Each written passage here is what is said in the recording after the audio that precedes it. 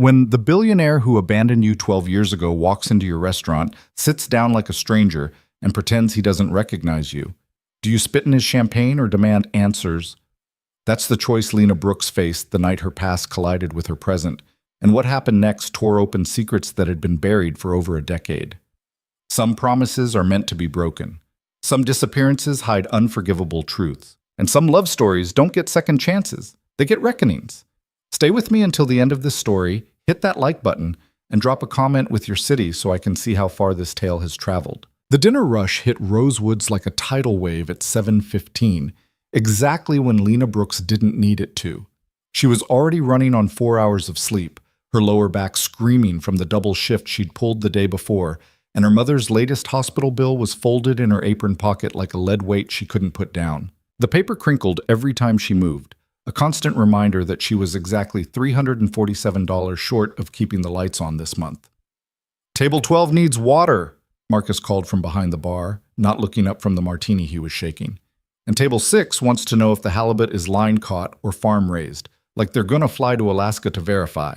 Lena grabbed the water pitcher, ignoring the way her wrist ached. "Tell them it's line caught by a third-generation fisherman who sings to the fish before he pulls them up. They'll love that." "You're making that up. They don't know that." This was Rosewoods on a Friday night in downtown Philadelphia.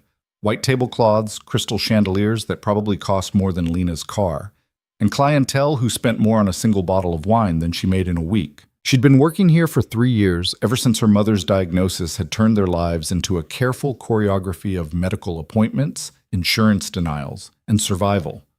Before that, she'd had plans. Dreams, even.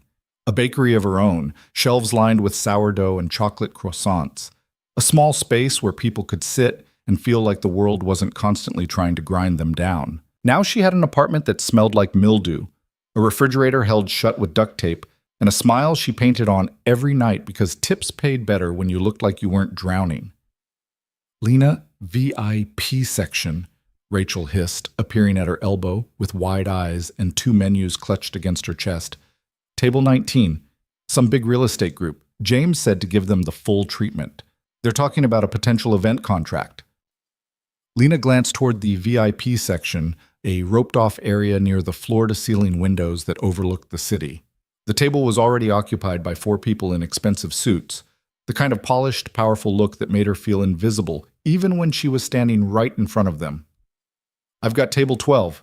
I'll cover it. James specifically asked for you." Rachel's expression softened. "You're good with the rich ones. You don't look like you want to stab them." "I definitely want to stab them." "Yeah, but you don't look like it. That's the important part."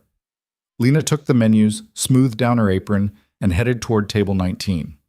The crowd was thick tonight, a Friday evening blur of laughter and clinking glasses, and conversations that all seemed to blend together into white noise. She'd gotten good at tuning it out, at moving through rooms full of people without really seeing them. It was easier that way, safer. She was 3 steps from the table when she saw him. The world didn't stop. That's the thing they get wrong in movies. Time doesn't freeze. Your heart doesn't skip a beat. Violins don't swell in the background. What actually happens is that everything keeps moving exactly the way it was.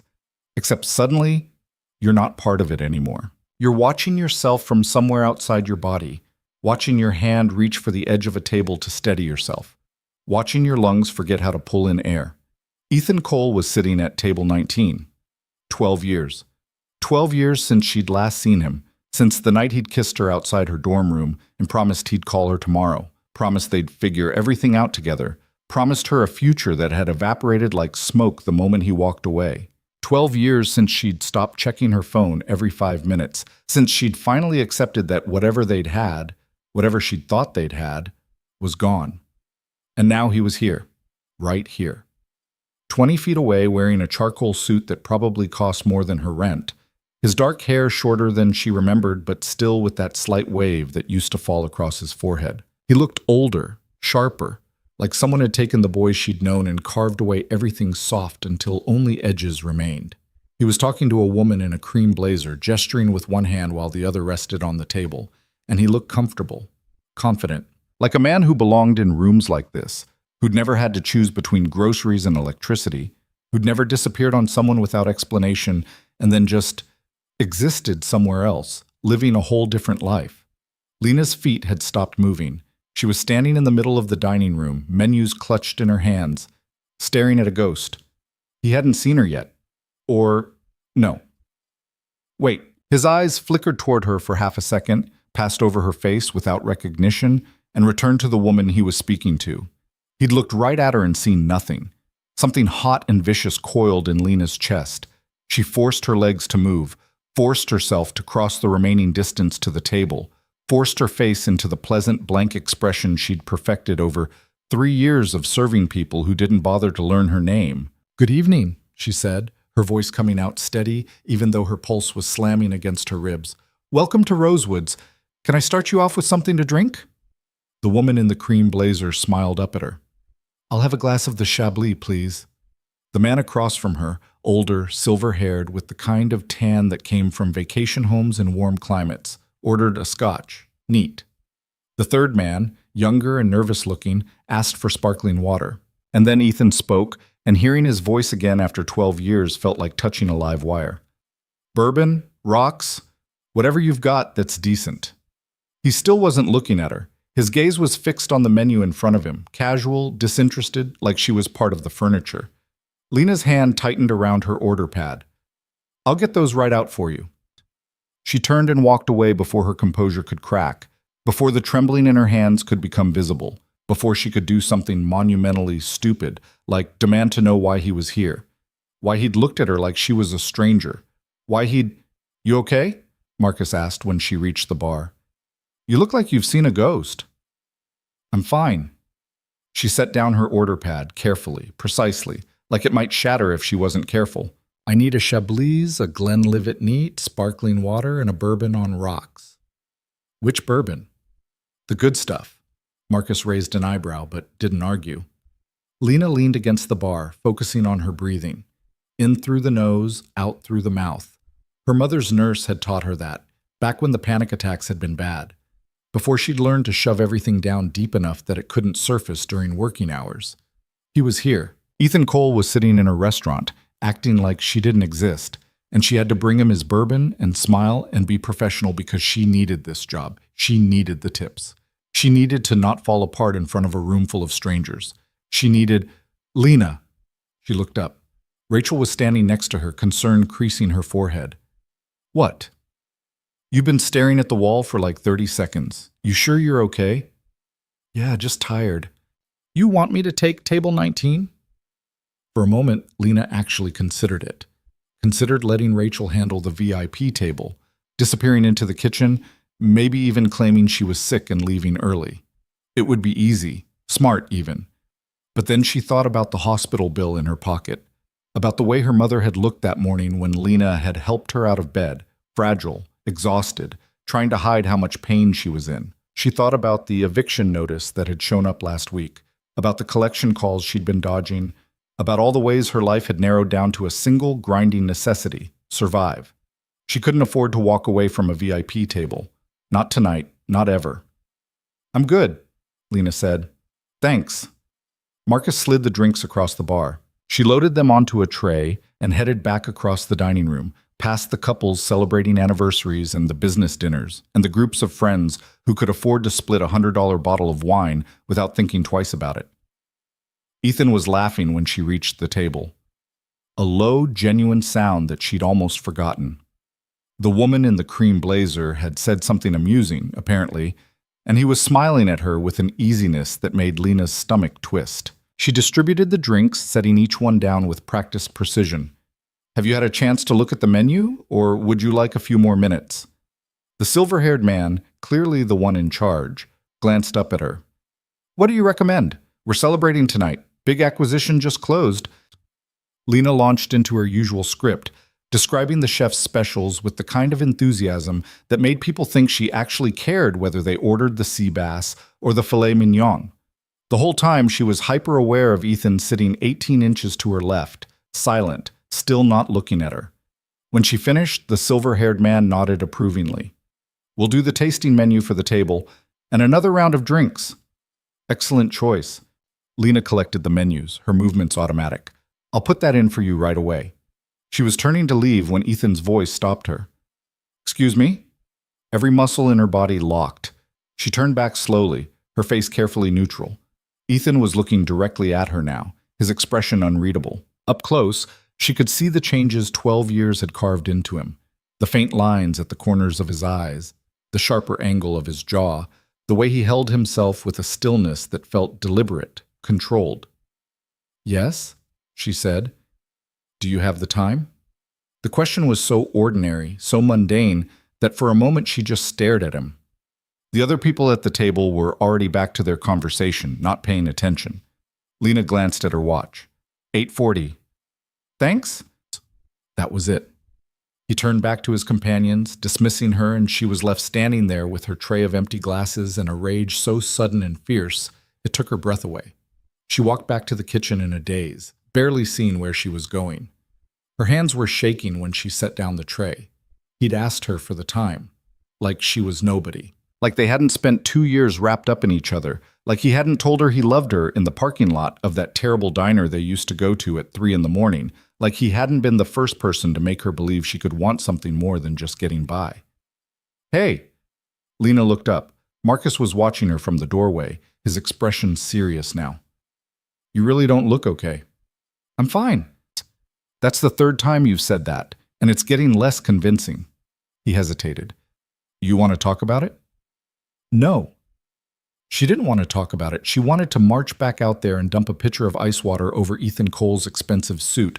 She wanted to demand answers. She wanted to understand how someone could look at another person they'd once loved and see absolutely nothing. But she couldn't do any of those things because she was a waitress at an upscale Philadelphia restaurant and he was a billionaire dining with investors, and that was the reality of their lives now. Whatever they'd been to each other 12 years ago didn't matter. It hadn't mattered then, when he'd disappeared. It didn't matter now. The rest of the service blurred together. Lena brought out the courses, described each dish with mechanical precision, refilled drinks, cleared plates. The other people at the table were easy to read. The silver-haired man liked to talk about himself. The woman in the cream blazer was sharp and asked good questions. The nervous younger man mostly stayed quiet. Ethan remained an enigma. He participated in the conversation, occasionally made a comment that made the others laugh, but there was a distance to him that Lena couldn't quite define. He ate like someone who'd learned to appreciate good food but didn't need it, drank like someone who'd stopped finding comfort in alcohol years ago. And he still didn't look at her, not really. His gaze would pass over her when she approached the table, register her presence the way you'd register a chair or a painting on the wall, and then move on. By the time she brought out dessert, a chocolate torte with gold leaf, because apparently that's what you served people who closed big acquisitions, Lena had built a careful wall around the part of her that wanted to scream. She was good at that. Good at compartmentalizing, at shoving down feelings until they were small and manageable and couldn't interfere with what needed to be done. "Will there be anything else?" she asked after setting down the final plate. The silver-haired man shook his head, already reaching for his wallet. "Just the check. This has been excellent, thank you. I'll bring that right out." She processed the payment, added a service charge that made her stomach hurt with how much money these people spent without blinking, and returned to the table with the receipt. "Thank you for dining with us tonight," she said, the words automatic. "We hope to see you again soon." They were already standing, gathering their things, the meal forgotten as they moved on to whatever came next in their gilded lives. Lena stepped back to give them space, ready to clear the table and move on to her next customers. Ethan was the last one to stand. He buttoned his suit jacket with one hand, said something to the woman in the cream blazer that made her laugh, and then he stopped, turned, looked directly at Lena, and this time she saw the recognition in his eyes. She saw it, clear and unmistakable, and she saw the moment he decided to acknowledge it. "Lena Brooks," he said quietly. The name hung in the air between them. The other people from his table had already moved toward the exit, not noticing that he'd stopped. The restaurant noise continued around them, conversations, laughter, the clink of silverware on plates, but in that moment, it all felt very far away. Lena's throat was tight. "You remember?" It wasn't a question. "I recognized you the moment I walked in." His voice was low, pitched for her ears only. "I've been trying to figure out what to say for the last 2 hours. Something cracked inside her chest. "How about hello?" Or, sorry, I disappeared without a word 12 years ago and never bothered to explain why. That would have been a good start. A muscle twitched in his jaw. Can we talk? Not here. Tomorrow. I can explain. Explain what? Where you've been? What happened? The words were tumbling out now, the wall she'd built starting to crumble. Do you have any idea what... Ethan, you coming? The silver-haired man had paused near the door, looking back. Ethan raised a hand. 1 minute. He turned back to Lena, and the intensity in his gaze made her want to step back. Please, tomorrow. One conversation, that's all I'm asking. Why should I? Because you deserve answers. Because I should have given them to you 12 years ago. He pulled a business card from his pocket, held it out to her. My office. 2 o'clock. If you don't show up, I'll understand, but I'm hoping you will. Lena stared at the card. Thick paper, embossed lettering. Ethan Cole, CEO. Cole Architecture and Development, CEO. Of course he was. She took the card, her fingers brushing his for a fraction of a second. The contact felt electric, wrong, like touching something she'd locked away years ago. I have to go, Ethan said. But Lena, I'm sorry, for all of it. He left before she could respond, striding across the restaurant to join his colleagues. Lena watched him go, the business card clenched in her fist. Marcus appeared at her elbow. Who was that? Nobody, Lena said. Just nobody. But her hands were still shaking when she cleared the table, and the business card stayed in her pocket for the rest of her shift, a small rectangle of possibility that felt impossibly heavy. Checked. She didn't sleep that night. Lena lay in her narrow bed in the apartment she shared with her mother, staring at the water stain on the ceiling that looked like a map of some country she'd never visit, and replayed the evening over and over in her mind. I recognized you the moment I walked in. Why hadn't he said anything? Why sit there for 2 hours pretending she was invisible if he'd known who she was from the start? Was this some kind of game to him? Some test she'd failed without knowing she was taking it? At 3 in the morning, she got up and went to the kitchen. The apartment was silent except for the drip of the leaky faucet she kept meaning to fix, and the distant sound of traffic from the street below. Lena made tea she didn't want, then stood at the window and looked out at the city. Philadelphia at night was all light and shadow, buildings stacked against the sky. Lives layered on top of each other in apartments and condos and houses she'd never be able to afford. Somewhere out there, Ethan Cole was probably sleeping in a penthouse or a mansion or whatever billionaire architects lived in. Somewhere out there, he'd built a whole life she knew nothing about. She pulled his business card from where she'd left it on the counter, studied the address. His office was downtown, in one of those glass towers that reflected the sun like a mirror. She could go, show up at 2 o'clock tomorrow, today, technically, and demand the explanation he'd offered. Or she could throw the card away and never think about him again. Except that wasn't true. She'd been thinking about him for 12 years. The not knowing had carved out a hollow space inside her that had never quite filled in, a question mark that had colored every relationship she'd tried to have since. She'd dated other people, of course, had a couple of almost serious boyfriends who'd eventually gotten tired of competing with a ghost, but none of them had ever felt... Lena cut off that thought. No, she wasn't doing this. She wasn't going to romanticize what she'd had with Ethan, wasn't going to turn it into some grand lost love story. They'd been kids, young and stupid and convinced that feeling strongly about something was the same as it being real. He'd left. That was the truth that mattered. Whatever his reasons, whatever explanation he had prepared, he'd made a choice 12 years ago, and she'd been living with the consequences ever since. Her phone buzzed on the counter, a text from her mother's night nurse. Everything okay here? She's sleeping peacefully. Don't worry. Lena sent back a thank you, then stood there holding her phone, the business card still in her other hand. The smart thing would be to ignore it, to protect herself, to not reopen old wounds that had taken years to scab over.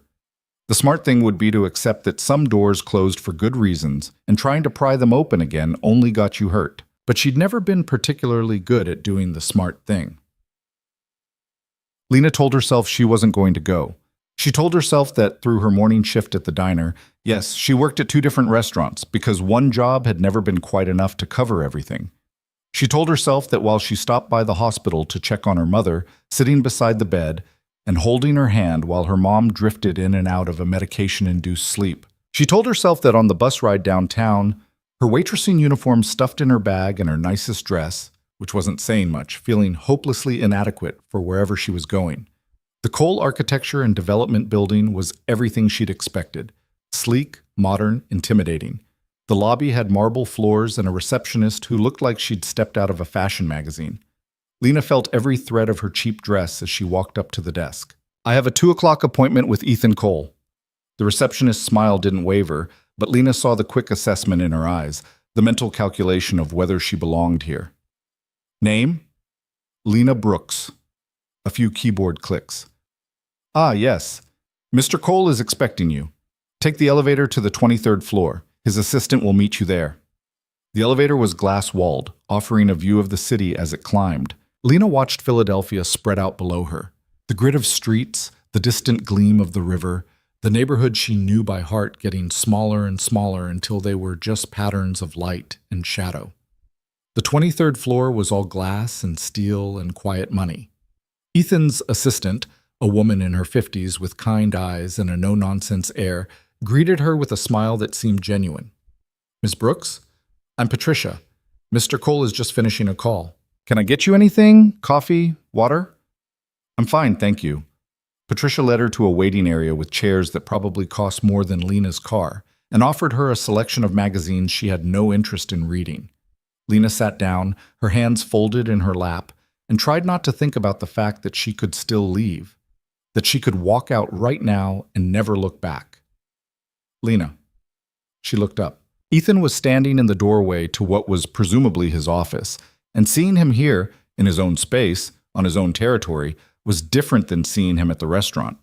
He'd taken off his suit jacket, rolled up his sleeves, and the casualness of it somehow made him seem more real and more distant at the same time. "Thanks for coming," he said. "I wasn't sure you would." Lena stood, her back straight. "I almost didn't." "I wouldn't have blamed you." He gestured toward his office. "Please." She walked past him into a corner office with floor-to-ceiling windows that offered a view that probably never got old if you were the kind of person who worked in places like this. The space was tastefully furnished, dark wood desk, leather chairs, architectural models displayed on shelves, but it didn't feel cold. There was a child's drawing tacked to one wall, bright crayon colors depicting what might have been a building or possibly a dinosaur. Ethan saw her looking at it. "My son," he said quietly. "He's 6. Wants to be an architect like his dad, or a paleontologist, depending on what day you ask him." Lena turned to face him, something sharp twisting in her chest. "You have a son." "Yeah." He moved to stand by the window, not quite looking at her. "His name is Noah. His mother passed away 3 years ago. Cancer." "I'm sorry." "So am I." He was quiet for a moment. "She was a good person. We weren't in love, we both knew that, but she was kind and smart and a better mother than I probably deserved to give Noah." Lena didn't know what to say to that. She stayed standing in the middle of the office, her arms crossed, waiting. Ethan seemed to pull himself back from wherever his thoughts had taken him. "Please, sit down. I know you probably have questions. Why did you leave?" The words came out harder than she'd intended. Ethan's expression flickered. Pain, maybe, or regret. But he didn't look away. "My father," he said simply. "He found out about us. Found out I was serious about you, that I was planning—" He stopped, shook his head. "He made it very clear that if I didn't end things, he'd make sure you paid the price." Lena felt the room tilt slightly. "What?" "Your scholarship, your family's financial aid applications, the grants your mother was counting on for her treatment." Ethan's voice was flat, emotionless, like he was reciting facts that didn't hurt anymore. He had connections everywhere. He could have made it all disappear, and he would have, just to prove a point. "So you just, what? Walked away to protect me?" The anger in her voice surprised her. "Without telling me? Without giving me a choice?" "I was 20 years old and terrified." Ethan finally looked at her, and the raw honesty in his eyes made her breath catch. "I thought I was doing the right thing. I thought if I disappeared, if I made a clean break, he'd leave you alone. And he did. But I know now that I should have. I should have at least told you why. Given you that much. Lena sank into one of the leather chairs, her legs suddenly unsteady. Your father did this.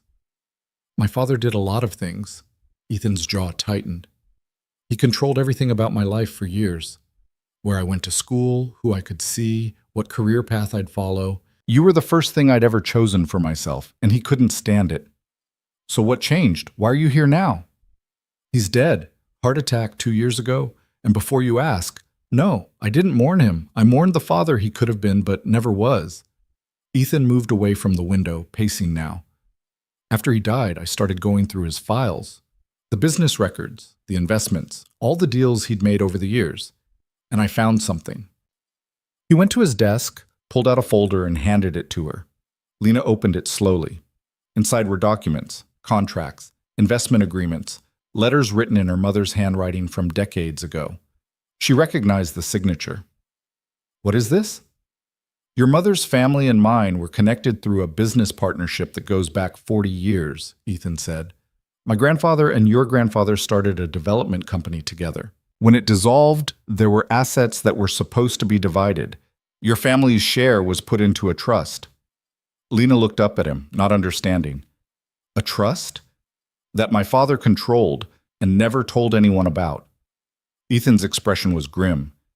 He let your family struggle for years, through your mother's diagnosis, through everything, while sitting on money that was rightfully yours. The papers in Lena's hand suddenly felt impossibly heavy. How much? Enough to fund your mother's treatment at the best facilities in the country. Enough to start the bakery. I remember you used to talk about. He paused. Enough to never have to work 2 jobs just to survive. Lena couldn't breathe. Why are you telling me this? Because it's yours. It was always yours. My father had no right to keep it from you, and I'm not going to make the same mistake. Ethan sat down across from her, and for the first time since she'd walked into his office, he looked uncertain. I'm not asking for forgiveness. I'm not asking for anything. I just wanted you to know the truth. All of it. She stared at him, at this man who'd been a boy she'd loved, who'd disappeared and become someone powerful and complicated and completely foreign to her. There were 1,000 questions she wanted to ask, 1,000 accusations she wanted to hurl at him. Instead, what came out was, do you have any idea what the last 12 years have been like? Ethan's throat worked. No, but I'd like to, if you'll tell me. And that was when Lena realized she was crying. Not the pretty, delicate tears from movies, but the messy, angry kind that came from years of exhaustion and fear and trying to hold everything together with nothing but willpower and hope. I worked 3 jobs some years, she said, her voice breaking. I watched my mother get sicker and couldn't afford the treatments that might have helped. I gave up on dreams because dreams were a luxury I couldn't afford. I became small, Ethan. I made myself small enough to fit into a life where everything was about just getting through the day.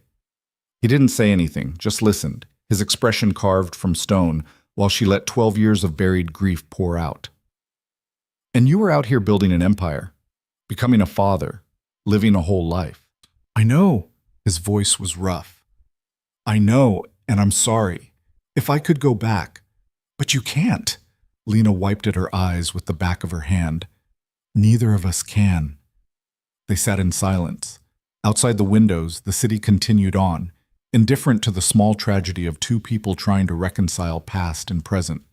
Finally, Ethan spoke. The trust is being transferred to your name. My lawyers are handling the paperwork.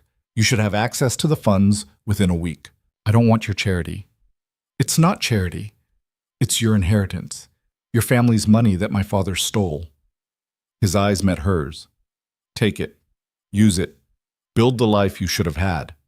Lena looked down at the folder in her lap, at the evidence of a secret that had shaped both their lives in ways neither of them had understood. Part of her wanted to throw it back at him, to refuse everything on principle. But she thought about her mother's hospital bills, about the collection notices, about the way her back ached after every shift and the dreams she'd buried so deep she'd almost forgotten what they looked like. Okay, she whispered. Ethan nodded once, sharp and final. Okay. Lena stood, still holding the folder. Is there anything else? He hesitated, and she saw something flicker across his face. Hope, maybe, or longing, or some combination of emotions too complicated to name. Just one thing, he said. I never stopped thinking about you. All these years, every success, every failure, you were there. The memory of you. What we had, what I threw away. He swallowed hard. I'm not asking you to forgive me. I'm just asking you to know that walking away from you was the biggest mistake of my life. Lena's chest felt tight. She wanted to say something cutting, something that would hurt him the way his leaving had hurt her.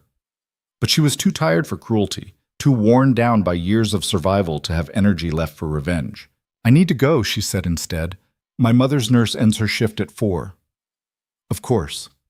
Ethan walked her to the door, maintained a careful distance. If you need anything, questions about the trust, legal issues, anything at all, Patricia has my direct line. Thank you. She left before he could say anything else, before the tentative truce between them could crack into something messier. The elevator ride down felt longer than the ride up, the city rising to meet her as the glass box descended. On the street, Lena stood for a moment, letting the noise and movement of Philadelphia wash over her. She was holding a folder that represented a future she'd stopped believing in, carrying secrets about families and money and choices made decades before she was born. And somewhere above her, in an office with floor-to-ceiling windows and a child's drawing on the wall, Ethan Cole was probably standing exactly where she'd left him, caught in his own web of regrets and revelations. Lena tucked the folder into her bag and started walking. She had a bus to catch, a shift to work, a mother to take care of. The trust money might change her life, but it wouldn't change it today. Today, she still had to survive. But for the first time in 12 years, survival felt like it might not be the only option anymore. The paperwork came through faster than Lena expected. 6 days after her meeting with Ethan, she received a call from a law firm she'd never heard of, informing her that the trust had been transferred to her name and the funds were now accessible. The lawyer on the phone had a voice like expensive scotch, smooth, aged, completely unbothered by the fact that he was casually discussing an amount of money that made Lena's hands shake. You'll need to come in to sign some documents, he said. Standard verification procedures. How does tomorrow at 10 work for you? Lena looked at the shift schedule pinned to her refrigerator with a magnet shaped like a cupcake. A gift from her mother years ago, back when the bakery dream had still felt possible. She was supposed to work lunch service at Rosewoods. I'll make it work, she said. She called in sick for the first time in 3 years.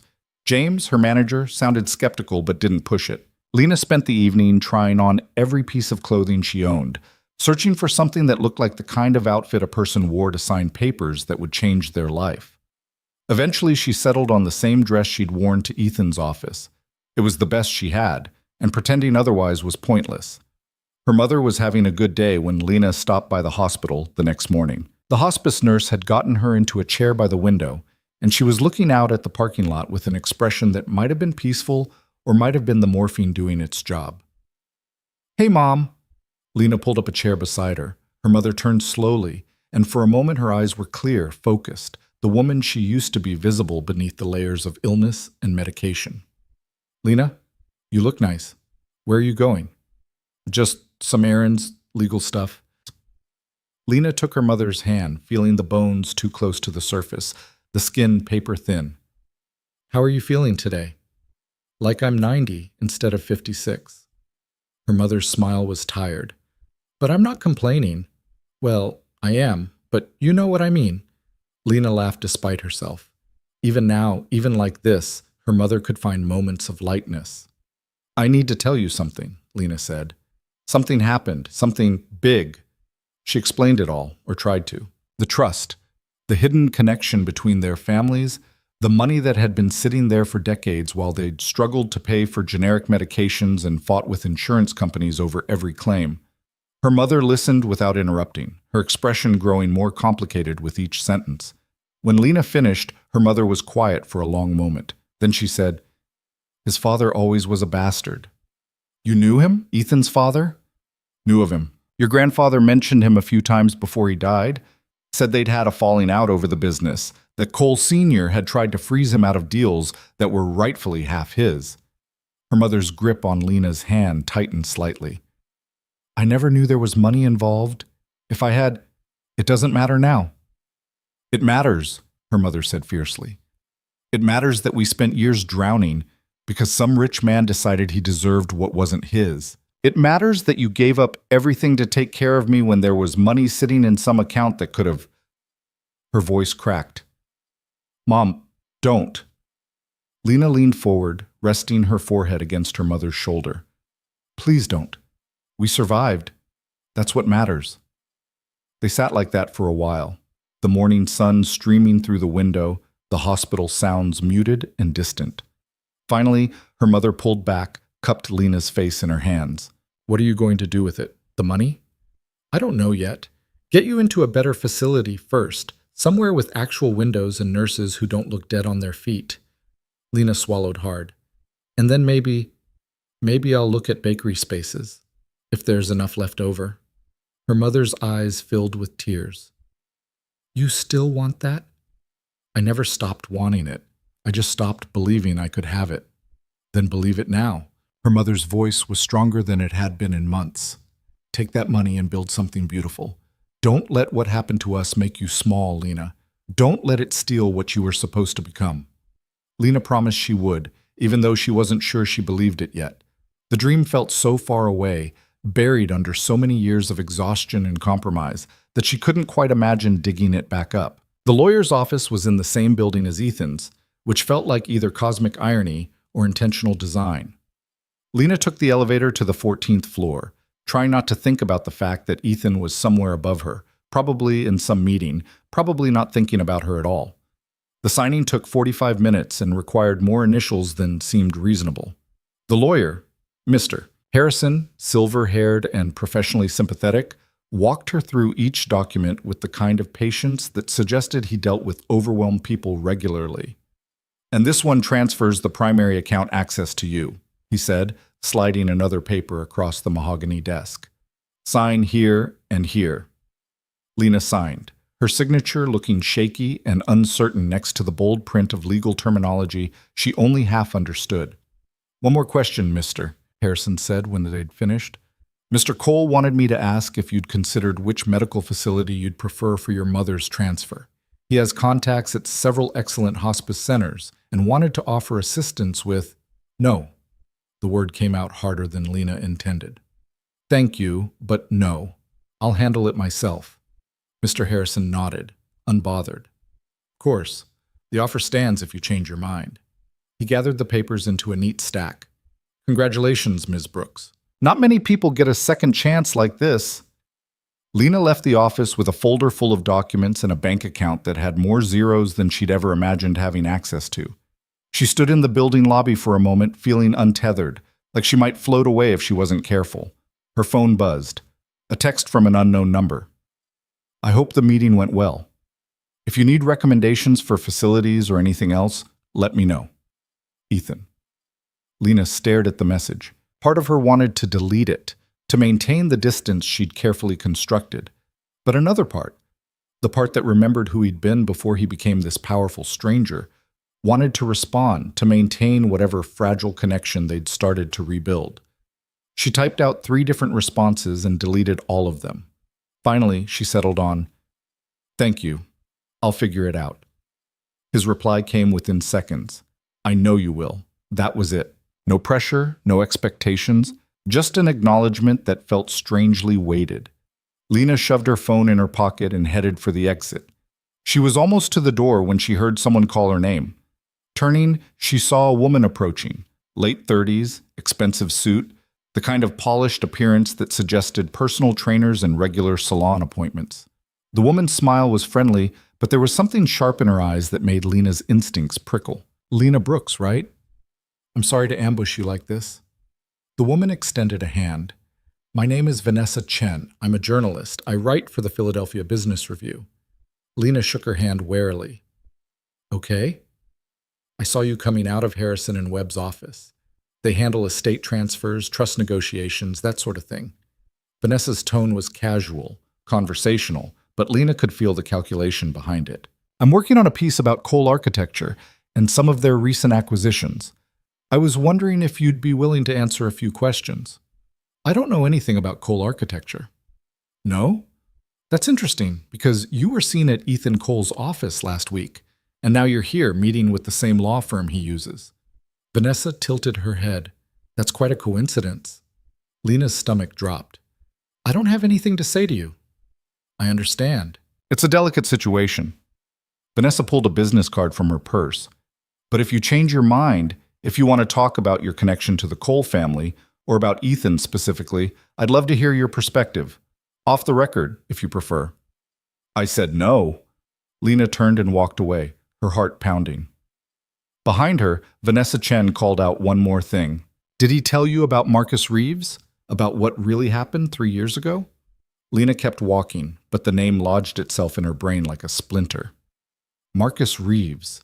She'd never heard it before, but the way Vanessa had said it, like it was supposed to mean something, like it was supposed to make Lena stop and reconsider, made her skin crawl. She made it to the bus stop before she let herself pull out Vanessa's card. The journalist's email and phone number were printed in clean professional font. Lena almost threw it in the trash can beside the bench. Instead, she put it in her wallet. The next 2 weeks blurred together in a strange fugue state of old life and new possibilities.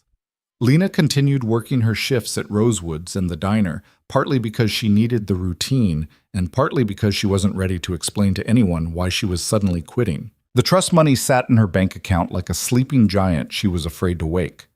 She did transfer her mother to a better facility, a hospice center on the outskirts of the city that had actual gardens and staff who seemed to remember that their patients were people, not just problems to be managed.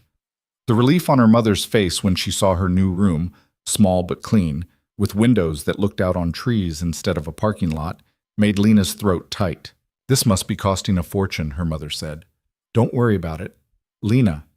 Mom, please, just let me do this. Let me take care of you for once. Her mother's eyes filled with tears, but she nodded. Okay, but you promised me something. What?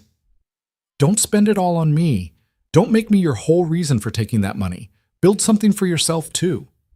Lena promised, even though she wasn't sure how to do both things at once. She started looking at bakery spaces on her phone during slow moments at work. Small storefronts in neighborhoods she could maybe afford, commercial kitchens that needed updating, lease agreements that made her head spin with their complexity. It felt surreal, like playing pretend, like she was a kid again, imagining what her life might look like someday. Ethan texted her occasionally. Never pushy, never demanding, just small check-ins that she could ignore if she wanted to. How's your mom doing? Did you find a facility you like? There's a commercial real estate agent I know, if you need help looking at spaces. Lena responded sometimes and didn't others. She couldn't figure out what she wanted from him, if anything. The anger she'd carried for 12 years hadn't disappeared, but it had shifted into something more complicated, harder to define. 3 weeks after signing the papers, she was working the dinner shift at Rosewood's when Rachel cornered her in the break room. Okay, what's going on with you? Lena looked up from her phone, where she'd been scrolling through listings for commercial ovens. What do you mean? You've been weird, distracted, and you called in sick, which you never do. Rachel crossed her arms. Are you dying? Are you in trouble?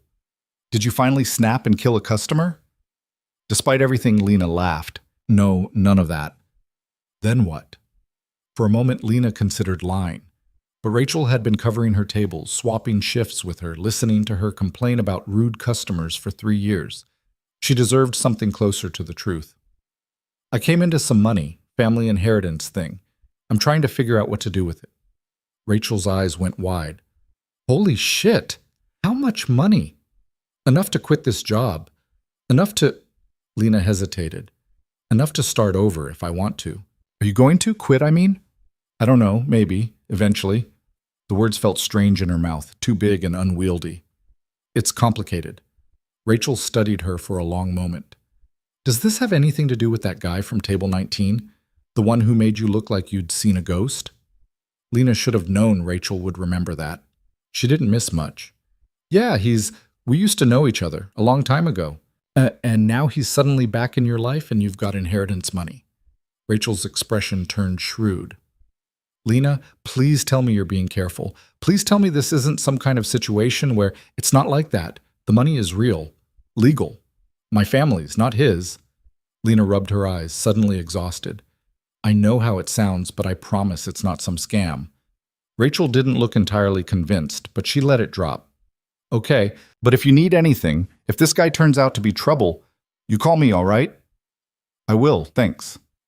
That night, after her shift ended, Lena sat in her car in the restaurant parking lot and finally did what she'd been avoiding for weeks.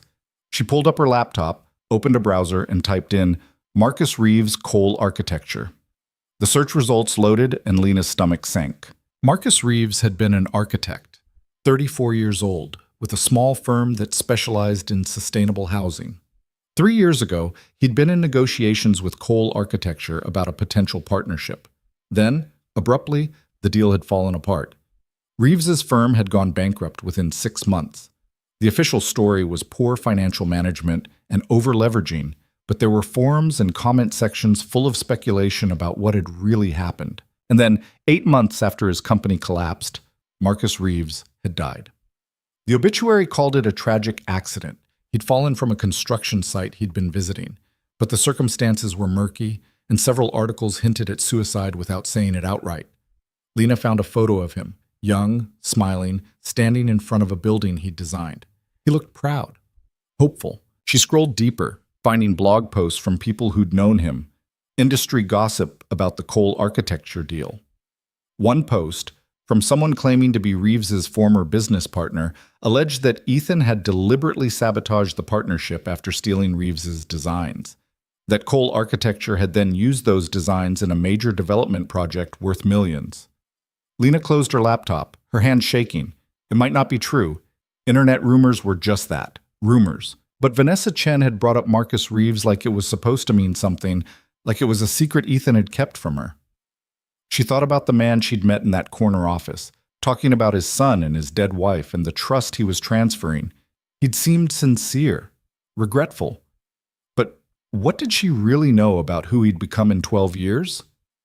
Her phone rang, startling her. Ethan's name on the screen. Lena stared at it for 3 rings before answering. Hello? Hey, I hope I'm not calling too late. His voice sounded tired. I just wanted to check in, see how things are going with your mom's transfer. It's fine. She settled in. Good. That's good. A pause. Lena, is everything okay? You sound... Who was Marcus Reeves? The silence on the other end of the line stretched out long enough that Lena almost hung up. Finally, Ethan said, Where did you hear that name? Does it matter? Yes, it matters. His voice had gone flat, careful. Who talked to you? A journalist? Vanessa Chen. She approached me outside the lawyer's office. Lena's grip tightened on the phone. She asked if you'd told me about him, about what really happened. Ethan exhaled slowly. Can we meet? I'd rather have this conversation in person. I'm not sure I want to have this conversation at all. Lena, please.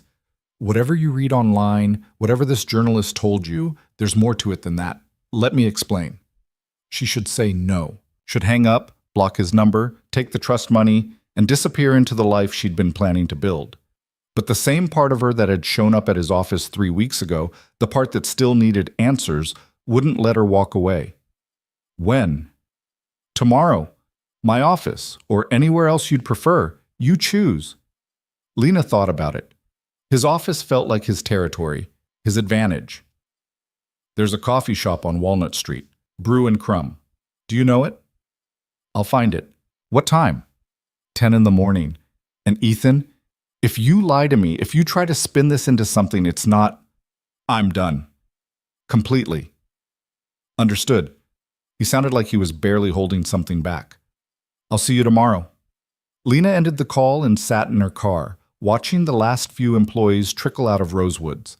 James locked the front door, waved at her through the windshield, and headed to his own car. She should go home, get some sleep. But instead, she pulled up the search results again, scrolling through articles about Marcus Reeves until her eyes burned and the parking lot was completely empty.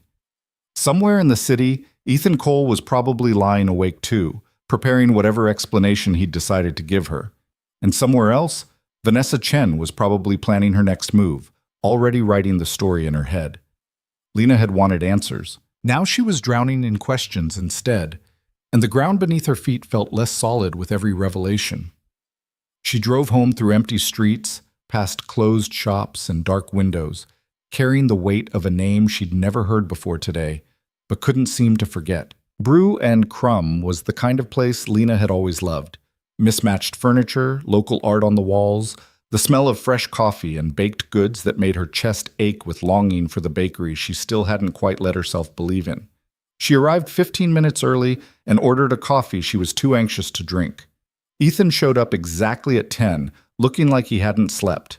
He'd dressed down, jeans and a sweater instead of his usual suit, but he still carried himself with that controlled stillness that made him seem apart from everyone around him. He got his own coffee and joined her at the corner table she'd chosen, far from other customers. "Thank you for meeting me," he said. Lena didn't waste time on pleasantries. "Tell me about Marcus Reeves." Ethan wrapped his hands around his coffee cup, staring down at it like it might contain answers. "Marcus and I met 6 years ago at an industry conference. He was brilliant, had this vision for sustainable architecture that was years ahead of what most people were doing. We talked about partnering on a project, combining his design philosophy with my firm's resources. And I was a different person then." Ethan's jaw tightened. "My wife had just been diagnosed. Noah was 3 years old. I was trying to hold everything together and failing at it, and I wasn't thinking clearly about a lot of things." "That's not an answer." "I know." He looked up at her finally. Marcus had designed this community housing concept, affordable, eco-friendly, scalable.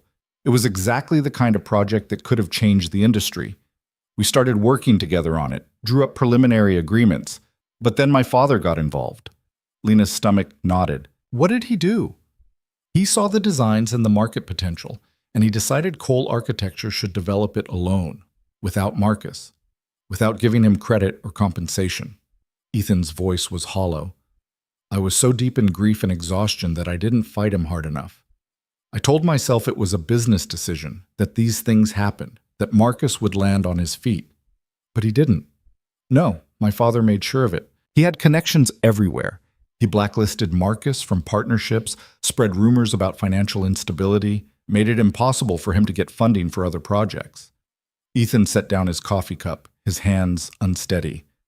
"Marcus's firm collapsed, and I let it happen because I was too broken to care about anything except keeping my own life from falling apart." Lena felt sick. "And then he died." "Yeah." Ethan's voice cracked slightly. "The official report said accidental fall, but I know better. I know what my father's interference cost him, what it cost his family. And I know I'm responsible, even if I didn't push him myself." "Did you try to help him, after?"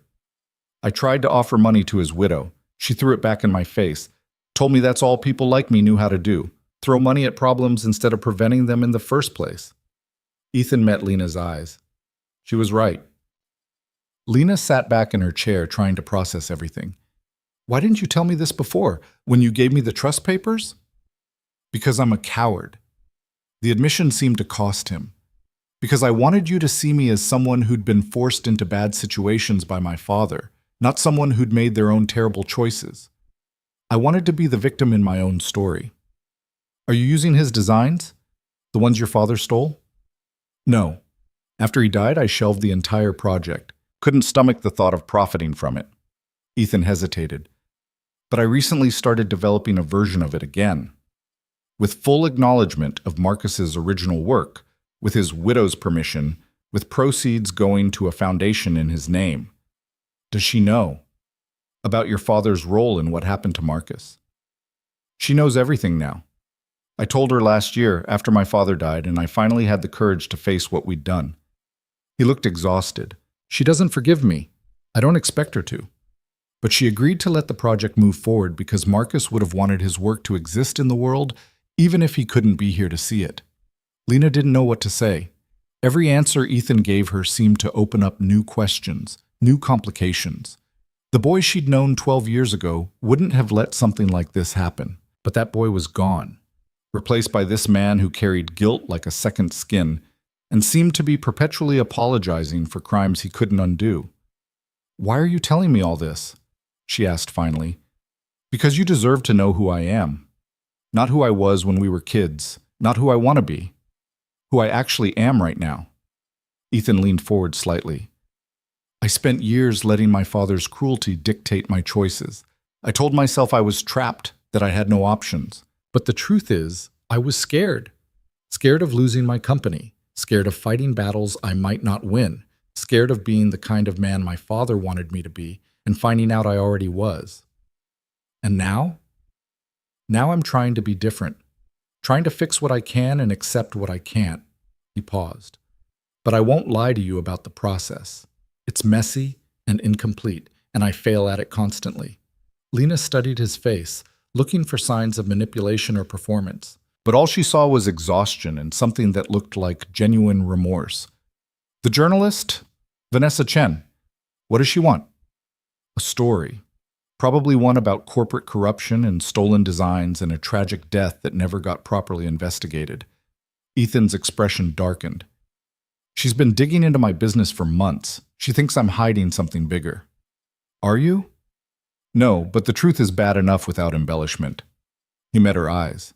If you talk to her, if you decide to share what you know, I won't stop you. You have every right. Lena shook her head slowly. I don't want to be part of whatever story she's writing.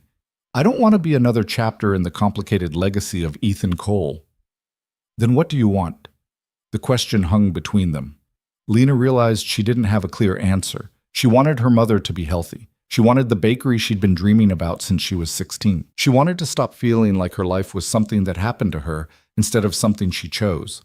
And somewhere underneath all of that, buried beneath years of resentment and hurt, she wanted to understand if the connection she'd felt with Ethan 12 years ago had been real or just the invention of two lonely kids who'd mistaken intensity for love. I want you to stop trying to fix everything, she said finally.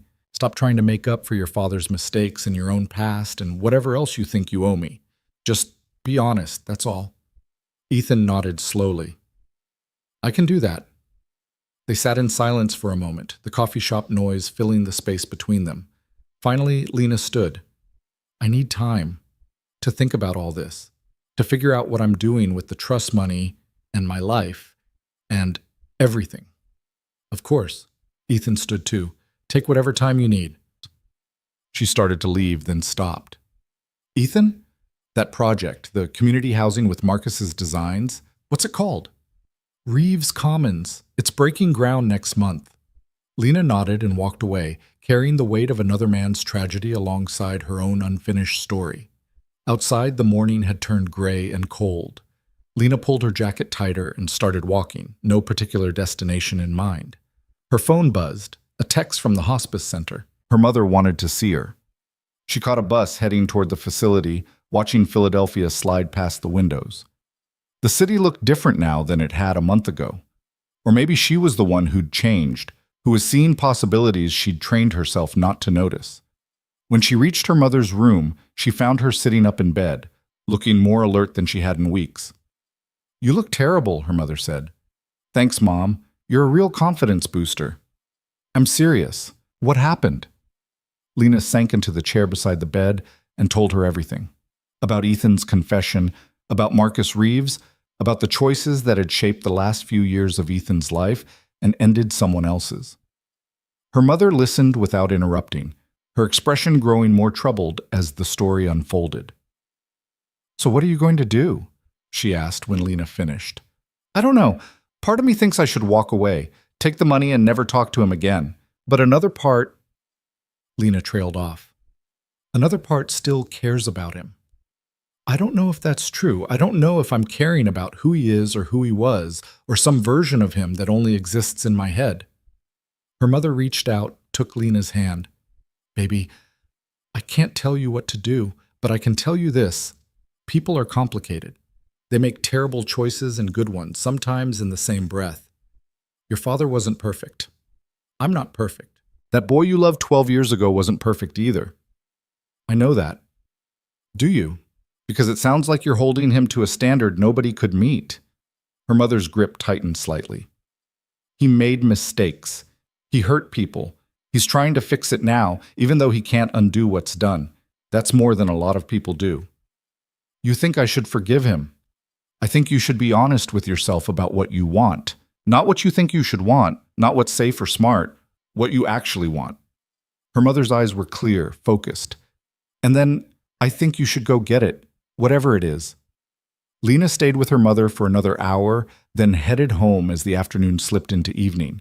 She had a night shift at the diner, but for once, she didn't care about being early. At home, she pulled out her laptop and started searching for bakery spaces again. Not just browsing this time, but seriously looking. Comparing prices, locations, lease terms. She found 3 possibilities, 2 that might work, and 1 that made her heart skip when she saw the photos. It was small, just a corner storefront in a neighborhood that was still rough around the edges but slowly gentrifying. The space needed work, new floors, updated electrical, a complete kitchen renovation. But it had good bones and high ceilings and windows that would flood the place with morning light. Lena saved the listing, then pulled out Vanessa Chen's business card. She stared at it for a long moment before tearing it in half and throwing it in the trash. Whatever story Vanessa wanted to write, Lena wasn't going to be part of it. She had her own story to figure out first. The bakery space became Lena's obsession over the next 3 weeks. She visited it 4 times, each trip revealing new problems she'd have to solve. The plumbing was a disaster, the electrical panel looked like a fire hazard waiting to happen, and the previous tenant had left behind equipment so old it belonged in a museum.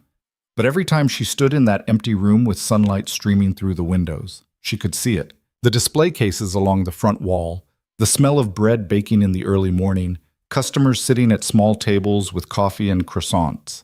She could see the life she was supposed to have. "You're actually doing this," Rachel said when Lena finally told her she was putting in an offer on the space. They were folding napkins during a slow Tuesday lunch shift at Rosewood's, the kind of mindless task that made conversations easier.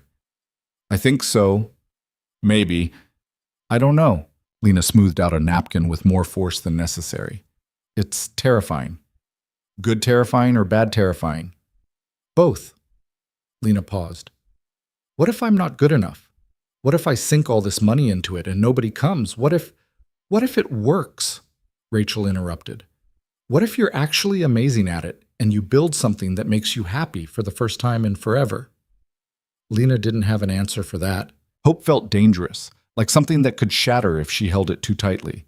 She'd been avoiding Ethan since their meeting at the coffee shop, responding to his occasional texts with brief, non-committal answers.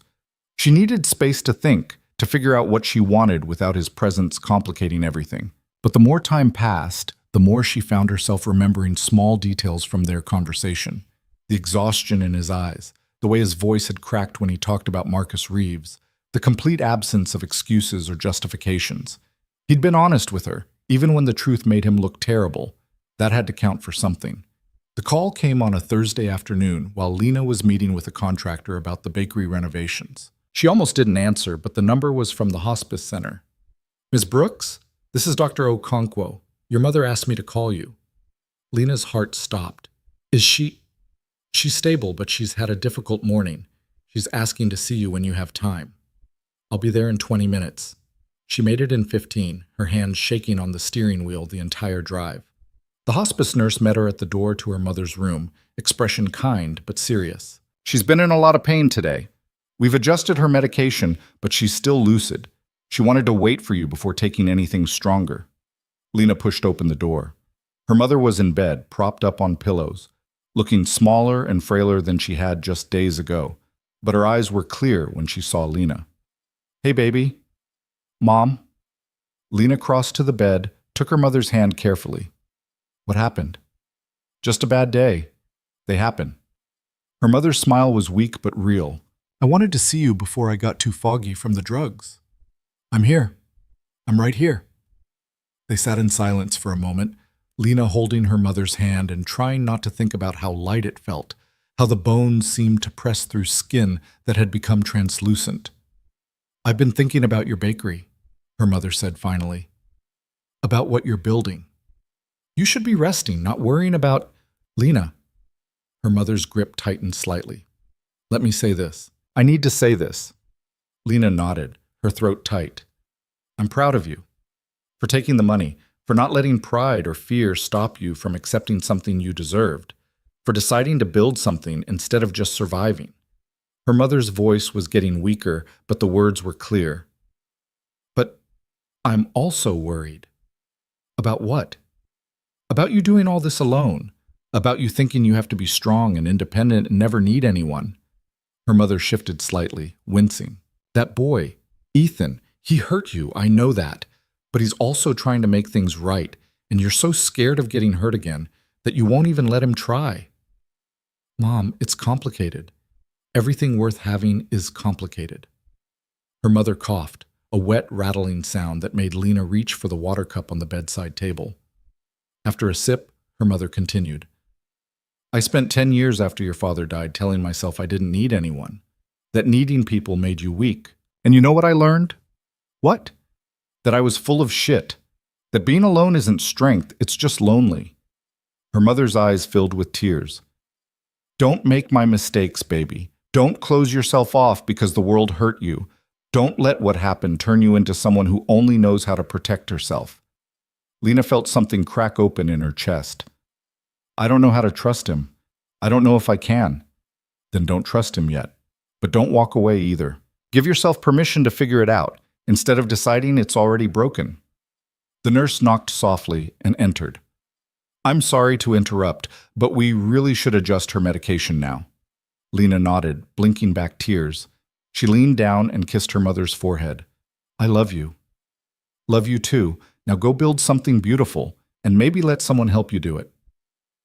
Lena stayed until her mother drifted into medicated sleep, then drove home through rush hour traffic in a daze. When she got to her apartment, she sat in her car for 10 minutes before finally pulling out her phone. She typed and deleted 3 messages to Ethan before settling on something simple. Can we talk? His response came almost immediately. When? Tonight? I could come to your office after you're done with work. Or I could come to you, if you'd prefer. Lena gave him her address, then spent the next 2 hours cleaning her apartment like her life depended on it. She scrubbed the bathroom, organized the kitchen, tried to make the space look less like the home of someone who was barely holding their life together. By the time Ethan knocked on her door at 7:30, she'd worked herself into a state of anxiety that made her hands shake. He looked different than he had at the coffee shop, more casual, wearing jeans and a plain black sweater, holding a paper bag that smelled like Thai food. I wasn't sure if you'd eaten, he said. I hope Thai is okay. I remember you used to like that place on... He stopped. Sorry. I shouldn't assume you still like the same things. Lena stepped back, letting him in. I still like Thai food. Thank you. The apartment felt impossibly small with Ethan standing in it. He looked around, taking in the worn furniture and the water-stained ceiling and the refrigerator held together with duct tape. And Lena felt exposed in a way that had nothing to do with the kiss they'd shared 12 years ago and everything to do with the life she'd built since. Your place is nice, Ethan said, and she could tell he was trying to mean it. It's a dump. You don't have to pretend. It's yours. That makes it something. He set the food on her small kitchen table. Should we eat first or... Let's talk. Lena sat down on the couch, which sagged under her weight in a way she'd stopped noticing years ago. I've been thinking about what you told me, about Marcus Reeves and your father and all of it. Ethan sat in the chair across from her, his posture careful. Okay? I need to know something, and I need you to be completely honest, even if the answer makes you look bad. All right. Well, if your father were still alive, if he still had control over your company and your life, would you have told me any of this? Would you have given me the trust money, or would you have just kept pretending I didn't exist? Ethan was quiet for a long moment. When he spoke, his voice was low. I'd like to say yes. I'd like to believe I would have found the courage to stand up to him eventually. But honestly, I don't know. He had a way of making you believe that resistance was futile, that the only way to survive was to become what he wanted you to be. That's not an answer. It's the only answer I have. Ethan leaned forward, elbows on his knees. I spent most of my 20s being exactly what he demanded. I married someone he approved of, built the company the way he wanted it built, made compromises I'm still ashamed of. It wasn't until after he died that I started to understand how much of myself I'd given up just to exist in his world. Lena studied his face. Do you think you would have come back to me eventually, if he'd lived? I used to tell myself I would, that someday I'd be strong enough or successful enough to break free and find you and explain everything. He shook his head. But that was a fantasy. The truth is, I probably would have stayed trapped in that life forever, telling myself I was protecting you by staying away. The honesty of it hurt more than a lie would have. So what changed besides him dying? Noah. Ethan's expression softened. Being his father made me realize what I'd become. I didn't want him to grow up thinking that power and control were the same as strength. I didn't want him to learn how to bury the parts of himself that didn't fit someone else's expectations. So I started trying to be different. For him, and eventually for myself. And for me? Ethan met her eyes. You were always there, in the back of my mind, in every choice I made after I left. I kept telling myself that someday I'd find a way back to you, even when I knew it was probably too late. Even when I knew you'd moved on and built a life that didn't include me. I didn't move on, Lena said quietly. I just survived. There's a difference. They sat in silence for a moment. Finally, Lena stood up and went to the window, looking out at the street below. A couple was walking past, holding hands, laughing about something. She watched them disappear around the corner. I'm buying a bakery space, she said without turning around. Or I'm trying to. The offer's been submitted. I should know in a few days if it's accepted. Lena, that's incredible. It's terrifying. I have no idea what I'm doing. I've been watching YouTube videos about commercial ovens and business licenses and health inspections. She turned to face him. But I'm doing it anyway. Because my mom is dying and she wants me to build something that matters, and I can't keep living like I'm just waiting for my real life to start. Ethan stood up slowly. Is there anything I can do to help? That's the thing. I don't know if I want your help. Lena crossed her arms. I don't know if letting you be part of this would be taking advantage of your guilt or accepting support from someone who cares or setting myself up to get hurt again when you decide this whole redemption project is too complicated. I'm not going anywhere. You said that before. 12 years ago, you promised me forever and then you disappeared. I know. Ethan's voice was rough. And I can't undo that. But I can promise you something different now. I can promise I'll be honest, even when it's hard. I can promise I won't make decisions for you to protect you from things I think you can't handle. I can promise that if I need to walk away, I'll tell you why, instead of just vanishing. Those are smaller promises than forever. Yeah, but they're ones I can actually keep. Lena felt tears prickling at the corners of her eyes. She was so tired of being strong, so tired of holding everything together alone. Part of her wanted to step forward and let Ethan hold her, let herself be weak for just a moment. But another part, the part that had learned to survive by trusting no one, kept her frozen in place. I don't know if I can do this, she whispered. Do what? Let you back in. Trust you again. Risk getting hurt the way I was hurt before. Ethan crossed the small space between them, stopping a few feet away, close enough that she could see the silver threading through his hair at his temples, the fine lines around his eyes, all the ways time had changed both of them. Then don't, he said. Don't trust me yet. Don't let me all the way in. Just let me be around. Let me help with the bakery if you need it, or don't if you'd rather do it alone. Let me check in on you without it having to mean something bigger than it is. And if I decide I can't ever trust you again, if I decide the past is too damaged to build anything on, then I'll accept that. And I'll still make sure the trust money stays yours. And I'll still finish Reeves Commons, and I'll still try to be a better person than I was. He paused. But I'm hoping you won't. Decide that, I mean. I'm hoping you'll give us a chance to figure out what we could be now, instead of mourning what we were. Lena wanted to say yes. She wanted to close the distance between them and let herself believe that people could change, that broken things could be repaired, that love could survive 12 years of absence and still mean something. But before she could respond, her phone rang. The hospice center again. She grabbed it, her heart racing. Hello? Ms. Brooks, I'm sorry to call again. Your mother is asking for you. She's struggling a bit. I'll be right there. She ended the call and looked at Ethan. I have to go. I'll drive you. You don't have to... Lena. His voice was gentle. Let me do this, please. She nodded, too worried to argue. They left the Thai food on the table and headed down to where Ethan's car was parked, a sleek black sedan that probably cost more than she'd make in 5 years of waiting tables. The drive to the hospice center took 20 minutes, and neither of them spoke. Ethan just drove while Lena stared out the window and tried to prepare herself for whatever she was about to walk into. When they arrived, Ethan parked and started to get out. "You should wait here," Lena said. "Are you sure?" She wasn't sure of anything anymore. But her mother was dying, and this moment felt too private, too raw to share with someone who was still figuring out how to be part of her life again. "Yeah, I'm sure." She found her mother awake but clearly in pain. Her breathing labored despite the oxygen. The nurse was adjusting something on the IV when Lena walked in. "Hey, Mom!" Her mother turned her head slowly. "You came." "Of course I came." Lena pulled the chair close to the bed and took her mother's hand. "I had a dream," her mother said, her voice barely above a whisper, "about your bakery. It was beautiful, baby, full of people and light and the smell of bread. It will be, I promise. And you weren't alone. There was someone with you, helping." Lena's throat tightened.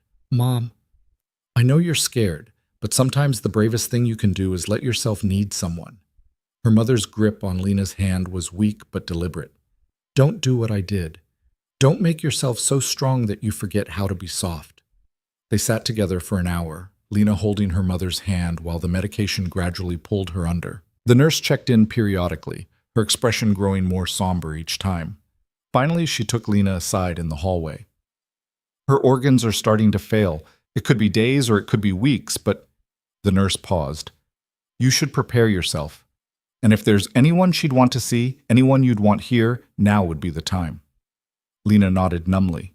She'd known this was coming, had been bracing for it for months. But knowing something intellectually and feeling it crash into you were different things entirely.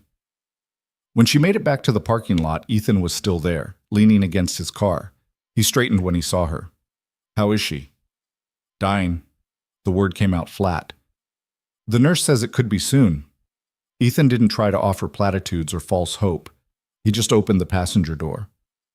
"Where do you need to go?" "Home. I don't know. I need to figure out what to do." The drive back was as silent as the drive there had been. When they reached her apartment, Lena couldn't make herself get out of the car. She just sat there, staring at the building where she'd lived for 3 years, where she'd survived but never quite thrived. "She wants me to let you help," Lena said finally. "With the bakery. With everything." "What do you want?" "I want to not be alone anymore. I want to stop pretending I can do everything by myself. I want—" Her voice broke. "I want to believe that you won't leave again." Ethan reached over and took her hand. His palm was warm, solid, real. "I won't leave. Not unless you tell me to go." Lena looked down at their joined hands, at the way his fingers laced through hers like they'd done it 1,000 times before. "Okay. Okay. Help me with the bakery. Be around. Let's figure out what this is, one day at a time." She met his eyes. "But if you hurt me again, if you disappear or lie, or make me feel the way I felt 12 years ago, I'm done. No second chances after this." "Understood." They sat in the car for a few more minutes, hands still clasped, before Lena finally pulled away and got out. Ethan rolled down the window. "Call me if you need anything. Anytime." "I will." She watched him drive away, then climbed the stairs to her apartment.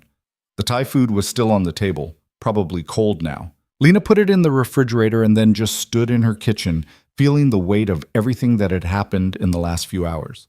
Her mother was dying. She was buying a bakery. And Ethan Cole was back in her life, offering help and promises and a second chance she wasn't sure she deserved or could trust. The next morning, Lena's real estate agent called to tell her the offer had been accepted. The bakery space was hers, pending inspection and final paperwork. She should have been excited. Instead, she felt numb. She called Ethan. "The bakery. They accepted my offer." "Lena, that's amazing. Congratulations. Can you meet me there? I need to start figuring out renovations, and I don't want to do it alone." "I'll be there in 30 minutes. He arrived in 25, carrying coffee and a notebook. They walked through the space together, Ethan taking measurements and making notes while Lena described what she wanted. Display cases here, ovens against that wall, a small seating area by the windows. "The electrical will need to be completely redone," Ethan said, examining the panel. "And the plumbing is a mess, but the bones are good, really good." "How much is this going to cost?" He showed her his rough estimate. The number made her stomach drop. "That's more than half the trust money. It's an investment in your future, in something that's yours. Ethan set down his notebook. But if you'd rather start smaller, we can work with what's here and upgrade gradually. Lena looked around the empty space, trying to see past the water damage and broken fixtures to the dream underneath. No, let's do it right. Let's build something that lasts. They spent the next 3 hours going over plans, Ethan sketching out rough layouts while Lena described her vision. It felt easy in a way she hadn't expected, their ideas building on each other, his architectural knowledge filling in the gaps where her imagination ran out of practical details. "You're good at this," she said at one point. "At what?" "Listening. Helping without taking over. Your father never taught you that, did he?" "No, I had to learn it the hard way." Ethan put down his pencil. "Lena, can I ask you something?" "Sure." Well, why a bakery? I know you've always wanted one, but why this specifically? Why bread and pastries instead of something else? Lena was quiet for a moment, thinking about how to explain it. Because baking is about transformation. You take these basic ingredients, flour, water, yeast, salt, and you turn them into something that sustains people, something that makes them happy. There's this moment when you pull bread out of the oven and it's perfect, all golden and crackling, and you know you made something good, something real. And that matters to you. Yeah, it matters. She met his eyes. I've spent so many years just surviving, just getting through each day. I want to make something that's about more than survival, something that feeds people in a way that matters. Ethan was looking at her with an expression she couldn't quite read. "You're going to be amazing at this." "You don't know that." "Yes, I do. Because you care about it. Because you're willing to risk everything to build something meaningful." He paused. "That's more than most people ever do." They were standing close now, close enough that Lena could see the green flecks in his eyes, close enough to remember what it had felt like to kiss him when they were young and believed in forever. The air between them felt charged, heavy with possibility and fear in equal measure. Lena stepped back. "We should keep working. There's still a lot to figure out." If Ethan was disappointed, he didn't show it. He just picked up his notebook and moved on to discussing contractor bids and construction timelines. They worked until early afternoon when Lena's phone rang. The hospice center. Her mother had taken a turn. She needed to come now. Ethan drove her there again, staying in the waiting room while Lena sat with her mother through the worst of it. The doctor explained that they were entering the final stages, that it was time to start thinking about end-of-life decisions and whether her mother wanted to continue certain treatments. Lena held her mother's hand and tried to be strong enough for both of them, but inside she was falling apart. When she finally emerged from the room hours later, exhausted and hollow, Ethan was still there. He'd gotten coffee and sandwiches from somewhere, and he pressed a cup into her hands without asking if she wanted it. "Drink. You need something." Lena drank because arguing felt like too much work. The coffee was sweet, the way she liked it. She wondered if he remembered that, or if it was just a lucky guess. "Thank you for staying," she said. "Where else would I be?" It was the kind of thing someone said automatically, a throwaway phrase. But the way Ethan said it made it sound like a promise. They sat in the waiting room together while the afternoon faded into evening, and Lena let herself lean against his shoulder because she was too tired to hold herself upright anymore. It didn't have to mean anything. It was just two people sitting together while the world kept turning and everything familiar slowly slipped away. "Tell me about Noah," Lena said after a while. "Your son." Ethan shifted slightly, but didn't pull away. "What do you want to know?" "Everything. What's he like?" "He's 6, like I said, obsessed with dinosaurs and buildings and this one specific brand of chicken nuggets. He's smart, sometimes too smart for his own good. Asks questions I don't know how to answer." Ethan's voice softened. "He looks like his mother. Same eyes, same smile. I'm grateful for that." "Do you miss her? Your wife?" "Not in the way you probably think. We cared about each other, but we weren't in love. We both knew that. It was more like a partnership. Two people trying to do their best for their kid." He paused. "But I miss having someone to share the parenting with. Someone who knew Noah as well as I did." "That must be lonely." "Yeah, it is." Ethan was quiet for a moment. "He asks about you sometimes." Lena sat up slightly, surprised. "What? How would he even know about me?" "I told him. After I saw you at the restaurant. I told him I'd run into an old friend, someone I used to know a long time ago. Ethan met her eyes. He wanted to know why I looked sad when I talked about you. What did you tell him? That sometimes people care about each other, but life takes them in different directions, and that it's okay to be sad about that. Lena didn't know what to say. The image of Ethan explaining her existence to his 6-year-old son felt impossibly intimate, like she'd been woven into a part of his life she had no right to occupy. "I'd like to meet him someday," she said. "If that's okay?" "Yeah, I'd like that too." A nurse appeared in the doorway looking for Lena. Her mother was asking for her again. Lena stood, and Ethan stood with her. "Go," he said. "I'll be here." She went back to her mother's room, back to the vigil that had become her life, carrying with her the warmth of Ethan's presence like a small light in the gathering dark. Her mother died 3 days later on a Tuesday morning while Lena was stuck in traffic trying to get to the hospice center. By the time she arrived, it was over. The nurse met her in the hallway with that particular expression of professional sympathy that Lena had come to recognize, and she knew before anyone said a word. "She went peacefully," the nurse told her. "She wasn't in pain, she just slipped away." Lena nodded, because that's what you did in these moments, even though nothing about it felt peaceful. She sat with her mother's body for an hour, holding a hand that was already growing cold, and tried to reconcile the stillness in front of her with the woman who'd raised her alone, who'd worked 2 jobs to keep them fed, who'd never once complained about the hand life had dealt her. "I'm going to build it, Mom," Lena whispered. "The bakery. Everything you wanted for me. I promise." The body didn't answer. Bodies never did. Ethan arrived while she was signing paperwork in the administrative office, navigating the bureaucracy of death with shaking hands. He must have called the hospice center to check in, must have dropped everything when they told him. He stood in the doorway until she looked up, and then he crossed the room and pulled her into his arms. Lena broke. She'd been holding it together for months, years really, and suddenly she couldn't anymore. She sobbed into Ethan's chest while he held her, one hand cradling the back of her head, not saying anything because there was nothing to say. Around them, the administrative staff pretended not to notice, shuffling papers and typing quietly while Lena fell apart. When she finally pulled back, her face was blotchy and her eyes were swollen, and she probably looked like a disaster. Ethan handed her a tissue without comment. There's a funeral home. They need me to make decisions about..." Lena couldn't finish the sentence. "Let me handle it. Tell me what she would have wanted and I'll make the arrangements." "You don't have to." "I know I don't have to. I want to. Please, Lena. Let me do this." She was too exhausted to argue. She gave him the name of the funeral home her mother had picked out years ago, back when they'd still had time to plan for things like this, and then she let him guide her out to his car. "Where do you want to go?" he asked once they were on the road. "I don't know. Not home. I can't go back to that apartment right now." "Okay." Ethan drove without asking more questions, and Lena closed her eyes and tried to breathe through the grief that felt like it was crushing her chest. She must have dozed off, because when she opened her eyes again, they were pulling into a driveway in front of a house she didn't recognize. It was nice.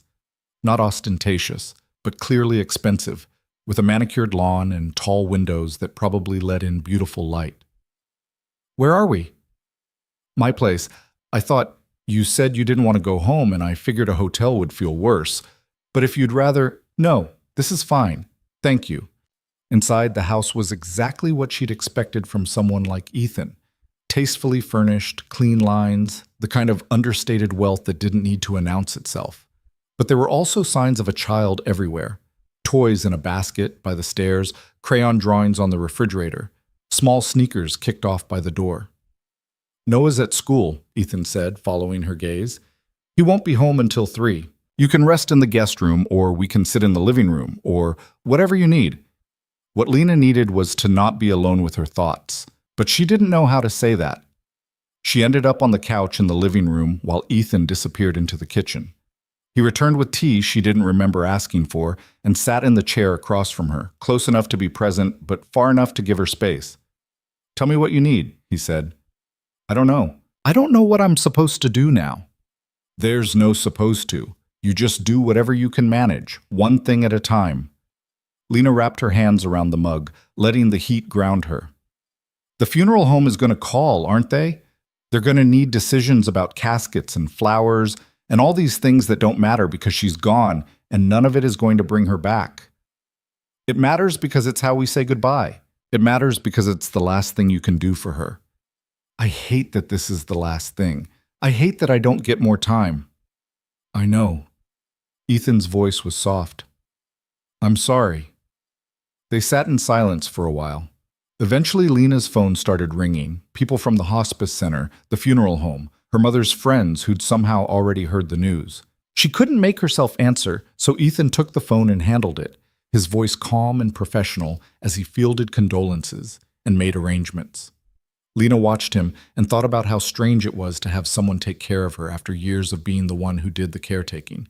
Strange, and a little frightening, and something else she couldn't quite name. Around 2 o'clock, Ethan convinced her to eat something. She picked at a sandwich while he talked to the funeral director on the phone, approving choices she'd been too overwhelmed to make. When he hung up, he looked at her carefully. I told them we'd come in tomorrow to finalize everything. Is that okay? We? If you want me there. If not, I can just... No, please come. Lena set down the sandwich. I don't want to do this alone. Then you won't have to. At 3:15, the front door burst open and a small tornado of energy exploded into the house. Noah was 6 years old with dark hair and his mother's eyes, exactly like Ethan had described. He was talking before he even saw Lena, something about dinosaurs and his friend Jacob, and whether they could have pizza for dinner. Noah, Ethan said, standing up. We have a guest. This is my friend Lena. Noah stopped mid-sentence and looked at her with the frank curiosity of children who hadn't learned to pretend yet. Are you the sad friend Dad told me about? Lena couldn't help it. She laughed, even though her eyes were still red from crying. Yeah, I guess I am. Why are you sad? Noah, Ethan started, but Lena shook her head. It's okay. She looked at Noah. My mom died today, so I'm sad about that. Noah considered this seriously. My mom died too, when I was 3. I don't remember her much, but Dad says she was nice. I bet she was. Do you want to see my dinosaur collection? Dad says showing people things you like can make them feel better. Lena glanced at Ethan, who looked like he was trying to decide whether to intervene. Sure, I'd like that. Noah grabbed her hand and pulled her upstairs to his room, which was exactly what a 6-year-old boy's room should be. Organized chaos with toys everywhere and posters of dinosaurs covering the walls. He showed her each one, explaining their names and which ones were herbivores and which ones could kill you fastest. This one's my favorite, he said, holding up a plastic T-Rex. Because it's scary but also kind of cool, like how some things can be both. That's very wise, Lena said, and meant it. They spent 20 minutes talking about dinosaurs and buildings and why chicken nuggets were the best food ever invented. When they finally came back downstairs, Ethan was in the kitchen starting dinner. He looked relieved to see Lena smiling, even if the smile was small and fragile. Noah, go wash your hands. Lena, are you okay with pasta? It's basically all I know how to make that doesn't come from a restaurant. Pasta's perfect.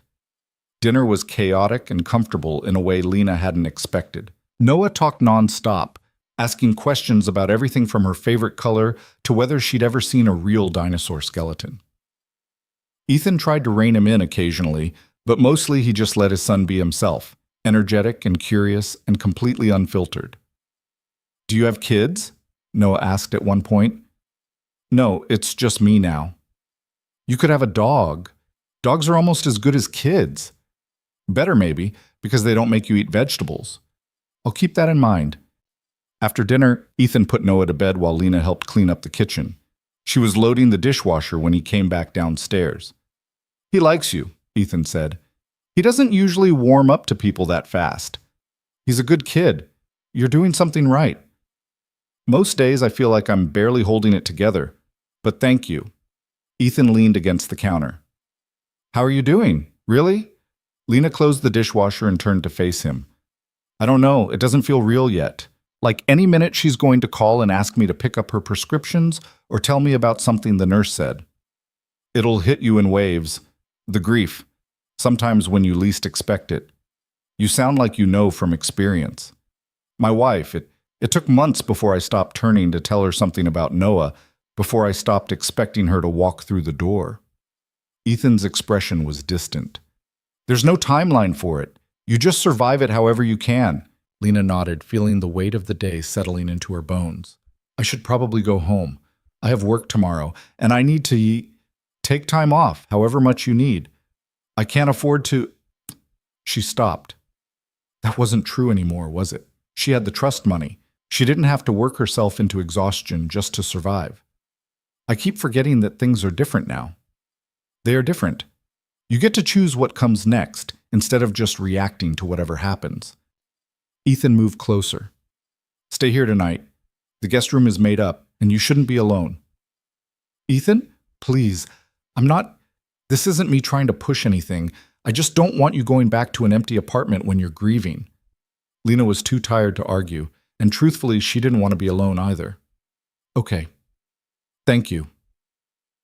The guest room was at the end of the hall, decorated in neutral tones with a bed that looked impossibly comfortable. Ethan lent her a t-shirt and sweatpants to sleep in, and then left her alone with a quiet goodnight. Lena lay in the unfamiliar bed and stared at the ceiling, waiting for the tears to come again. But she was all cried out, at least for now. Instead, she felt hollow, like someone had scooped out her insides and left only the shell behind. She must have slept eventually because she woke to sunlight streaming through the windows and the smell of coffee drifting up from downstairs. When she made her way to the kitchen, Ethan was making breakfast while Noah ate cereal at the counter. Morning, Ethan said. Coffee's fresh. How did you sleep? Better than I expected. Lena poured herself a cup. Thank you for letting me stay. You can stay as long as you want. I mean that. Noah looked up from his cereal. Are you going to live with us now? Noah, Ethan said quickly, that's not... Lena has her own place, but she could stay if she wanted to, right? We have the extra room. Lena caught Ethan's eye and saw the embarrassment there, the apology he was trying to communicate without words. But she also saw something else. Hope, maybe, or longing. The possibility that he wanted exactly what his son was suggesting, even if he'd never asked for it. I have to go take care of some things, Lena said gently. But maybe I can come visit again sometime? Noah brightened. Can we show her the building site, Dad? The one with the park? If Lena wants to see it, sure. What building site? Lena asked. Ethan hesitated. Reeves Commons, the community housing project I told you about. We broke ground 2 weeks ago. It's going to be what Marcus designed, what he should have seen built. I'd like to see it, Lena said. Not today, but soon. They had breakfast together, and then Ethan drove her home so she could shower and change before the funeral home appointment. He offered to come back and pick her up, but Lena told him she'd meet him there. She needed a little time alone, needed to remember how to exist in her own space without her mother being just a phone call away. Her apartment felt different when she walked in, emptier somehow, even though nothing had changed. All her mother's things were still at the hospice center, waiting to be collected. All the medical equipment and pill bottles and reminders of illness were gone, leaving behind only the echoes of the life they'd built together. Lena stood in the middle of her living room and let herself feel it. The loss, the loneliness, the terrifying freedom of being completely untethered. She had no one depending on her anymore, no one to take care of, no reason to keep going except that she'd promised she would. The funeral arrangements took 2 hours. Lena chose the simplest casket, the most basic service, because her mother would have hated the idea of money being wasted on a fancy funeral when it could go towards something living instead. Ethan sat beside her through all of it, offering opinions when she asked, and staying quiet when she didn't. Afterward, they sat in his car in the parking lot. What happens now? Lena asked. The service is in 3 days. You have time to notify people, to write an obituary if you want one, to... Ethan stopped. Sorry, you probably know all this. No, keep going. I need someone to tell me what to do because I have no idea. So he did. He walked her through the next steps, the things she'd need to handle, the people she'd need to contact. And then he said something that surprised her. After the funeral, take a week. Don't make any big decisions. Don't push yourself to be okay. Just exist for a while. The bakery can wait. Everything can wait. I don't know if I can do that. If I stop moving, If I let myself just sit with this, you'll survive it. I promise. It'll hurt like hell, but you'll survive. Lena looked at him, at this man who'd known grief intimately, who'd buried a wife and kept going for his son. How do you do it? How do you keep showing up when everything feels impossible? Because Noah needs me to. Because giving up isn't an option when there's someone depending on you. Ethan reached over and took her hand. And now you have people depending on you, too. Your bakery, your dreams, your future customers who don't know it yet. You keep going for them. That's a lot of pressure. Yeah, but you're strong enough to carry it. The funeral was small. Her mother hadn't had many friends left. Years of illness had whittled down her social circle to a handful of loyal souls who showed up despite the rain. Lena stood by the casket and accepted condolences from people she barely remembered, their faces blurring together into a procession of sympathy. Ethan stood in the back with Noah, giving her space but making his presence known. She was grateful for that, for someone who understood when to step forward and when to stay back. Rachel came, which surprised Lena. They'd only been work friends, not real friends, but there she was in a black dress that didn't quite fit, looking uncomfortable but determined. "I'm so sorry," Rachel said, hugging her. "Your mom was... I never met her, but she raised you, so she must have been pretty incredible." "She was. Thank you for coming." "Of course. And listen, take whatever time you need. James said to tell you your job will be there when you're ready, or it won't if you decide to do something else. No pressure either way." After the service, there was a small reception at a community center her mother's church had helped arrange. Lena moved through it mechanically, eating food she couldn't taste, thanking people for coming, accepting casseroles and sympathy cards she'd probably never open. She was standing by the window looking out at the rain when someone approached. A woman, probably in her early 40s, with tired eyes and a hesitant smile. "Lena Brooks?" the woman asked. "Yes?" "I'm Sarah Reeves, Marcus's widow." Lena's stomach dropped. She glanced around, but Ethan was across the room talking to Noah. Hello, I'm sorry, I didn't expect... I know. I probably shouldn't have come." Sarah looked uncomfortable. "I saw the obituary in the paper. Your mother's name, Brooks. I remembered Ethan mentioning you. I don't know what I thought, that I should pay my respects, maybe." "Did Ethan know you were coming?" "No, I haven't spoken to him in a few months. We've kept things professional since we agreed on the Reeves Commons project." Sarah paused. "He told you about Marcus, didn't he? About what happened?" "Yes. He told me everything." "Good. That's good." Sarah looked relieved. "I wanted to hate him for so long, for what his father did, for not fighting harder to stop it. But then he came to me last year and told me the truth about everything, and he offered to make it right however he could. And I realized..." She stopped, swallowing hard. "I realized that hating him wasn't bringing Marcus back. It was just making me bitter. I'm sorry for what happened to your husband." "Me too, every day." Sarah's eyes filled with tears. "But I'm trying to let it be a tragedy instead of a grudge. Trying to let Marcus's work live on instead of being buried with him. Ethan's helping with that, even though he doesn't have to." They stood in silence for a moment. Then Sarah reached out and squeezed Lena's hand. "He cares about you. A lot. I can see it in the way he talks about you, the way he changes when your name comes up." Sarah's smile was sad. "Don't let the past poison what you could have now. Marcus would tell you the same thing if he were here. Life's too short to hold on to anger when you could be holding on to something else instead." She left before Lena could respond, disappearing into the crowd of mourners. Lena stood there, processing the unexpected encounter until Ethan appeared at her elbow. "Was that Sarah Reeves?" "Yeah." Lena turned to face him. "She came to pay her respects." "She didn't have to do that." "I think she wanted to. She said..." Lena hesitated. "She said you're a good person in your way, that you're trying to make things right." Ethan looked uncomfortable. "I'm trying. I don't know if that's the same as being good." "Maybe it is. Maybe trying is all any of us can do." The reception wound down slowly, people trickling out until it was just Lena and Ethan and Noah, who'd fallen asleep on one of the chairs.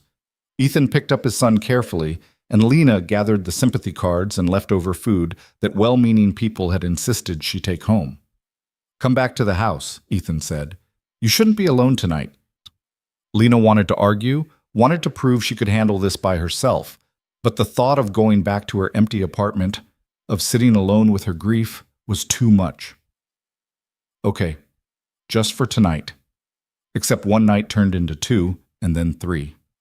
Lena found herself settling into the guest room in Ethan's house, waking up to the sound of Noah's laughter and the smell of coffee, falling asleep to the quiet sounds of a house that felt lived in instead of just survived in. She told herself it was temporary, just until she felt strong enough to face her own life again.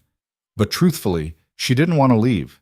Here, in this house that wasn't hers, with these people who were slowly becoming essential to her, she felt less alone than she had in years. A week after the funeral, Ethan knocked on the guest room door after Noah had gone to bed.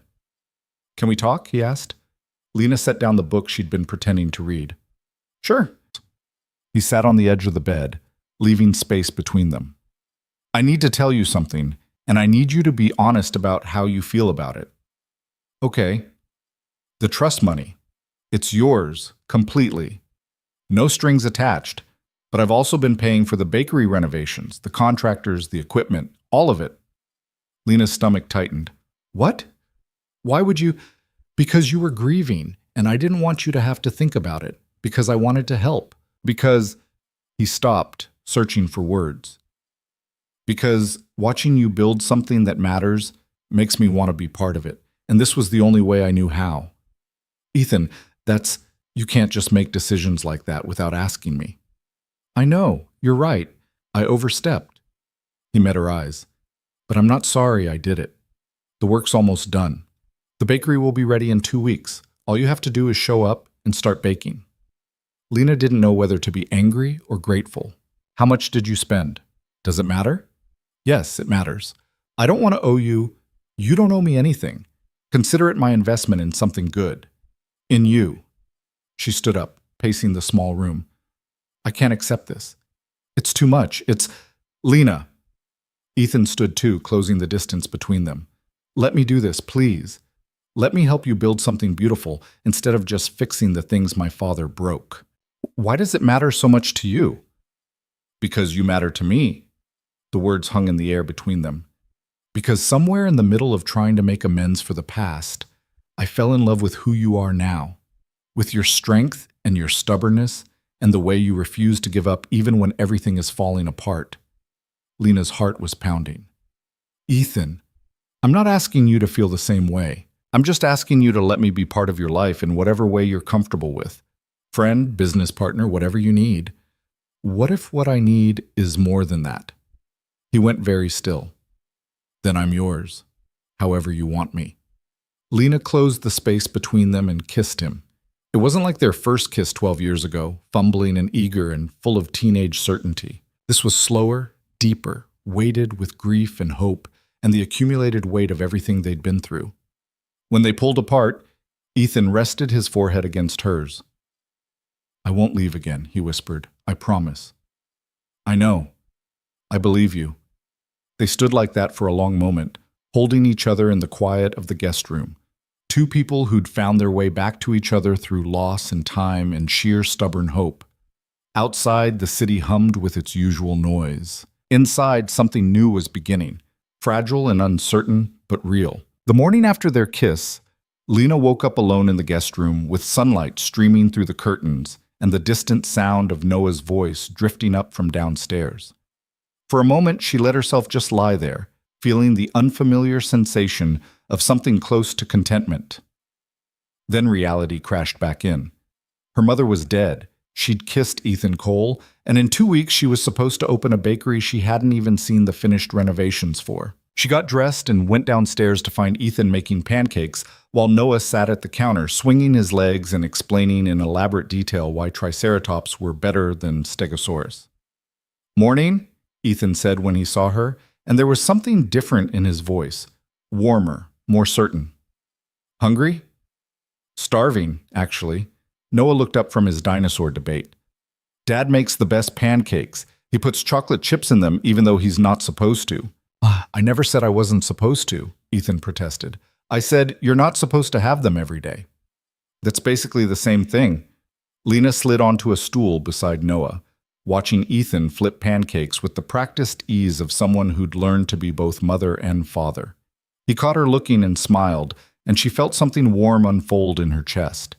They ate breakfast together like a family, which was terrifying and wonderful in equal measure. Noah chattered between bites about his upcoming field trip to the Natural History Museum, and Ethan reminded him 3 times to actually eat his food instead of just talking about dinosaurs. It was ordinary and domestic, and everything Lena hadn't let herself want, because wanting things had always felt too dangerous. After breakfast, Ethan drove Noah to school and came back to find Lena doing dishes in his kitchen. "You don't have to do that," he said. "I know, but I'm staying in your house, eating your food, and you paid for my entire bakery renovation without asking. The least I can do is wash some plates." Ethan came to stand beside her at the sink. "About that. The bakery. Do you want to see it? The contractors finished yesterday." Lena's hands stilled in the soapy water. "It's done?" "Yeah. And I hope you'll like what we did with it. But if you don't, if anything isn't what you wanted, we can change it." 20 minutes later, they were standing outside the storefront that would become Lena's bakery. From the street, it looked transformed. The windows had been replaced, the old peeling paint covered with a soft cream color that made the whole building look clean and welcoming. Above the door, there was a space waiting for a sign. "What are you going to call it?" Ethan asked. Lena had thought about this for years, turning names over in her mind during slow shifts at the restaurant. "Brooks and Crumb, after my mom's maiden name. I want her to be part of it, even if she's not here to see it." She'd love that. Inside, Lena stopped breathing.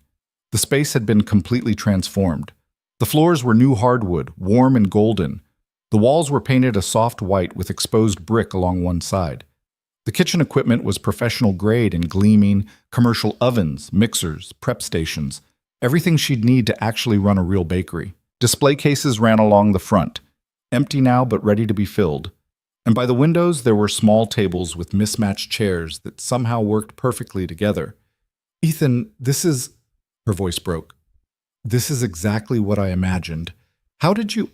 "You told me. That day we walked through the empty space, you described every detail and I tried to make it real." He watched her move through the space, touching the counters, running her hands along the display cases. "There's more. Come see the kitchen."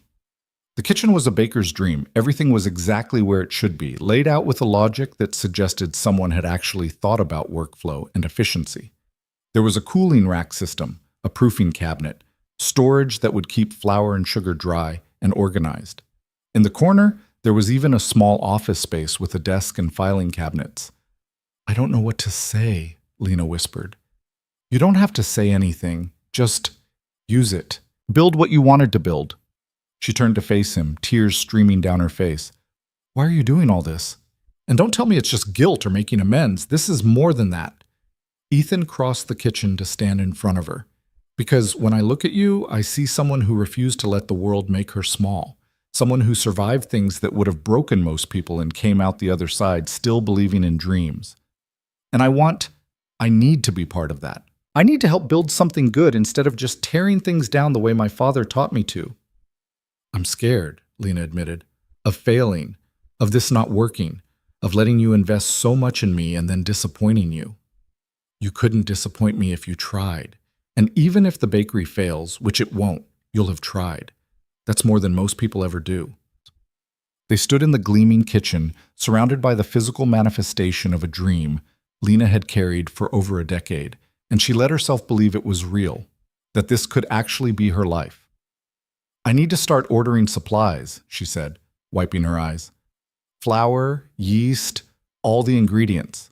And I need to test recipes, figure out what I'm actually going to sell. And the sign, I need to get the sign made, and business licenses, and one thing at a time." Ethan smiled. "You've got 2 weeks before you plan to open. We can handle all of it." Over the next 10 days, Lena threw herself into getting the bakery ready.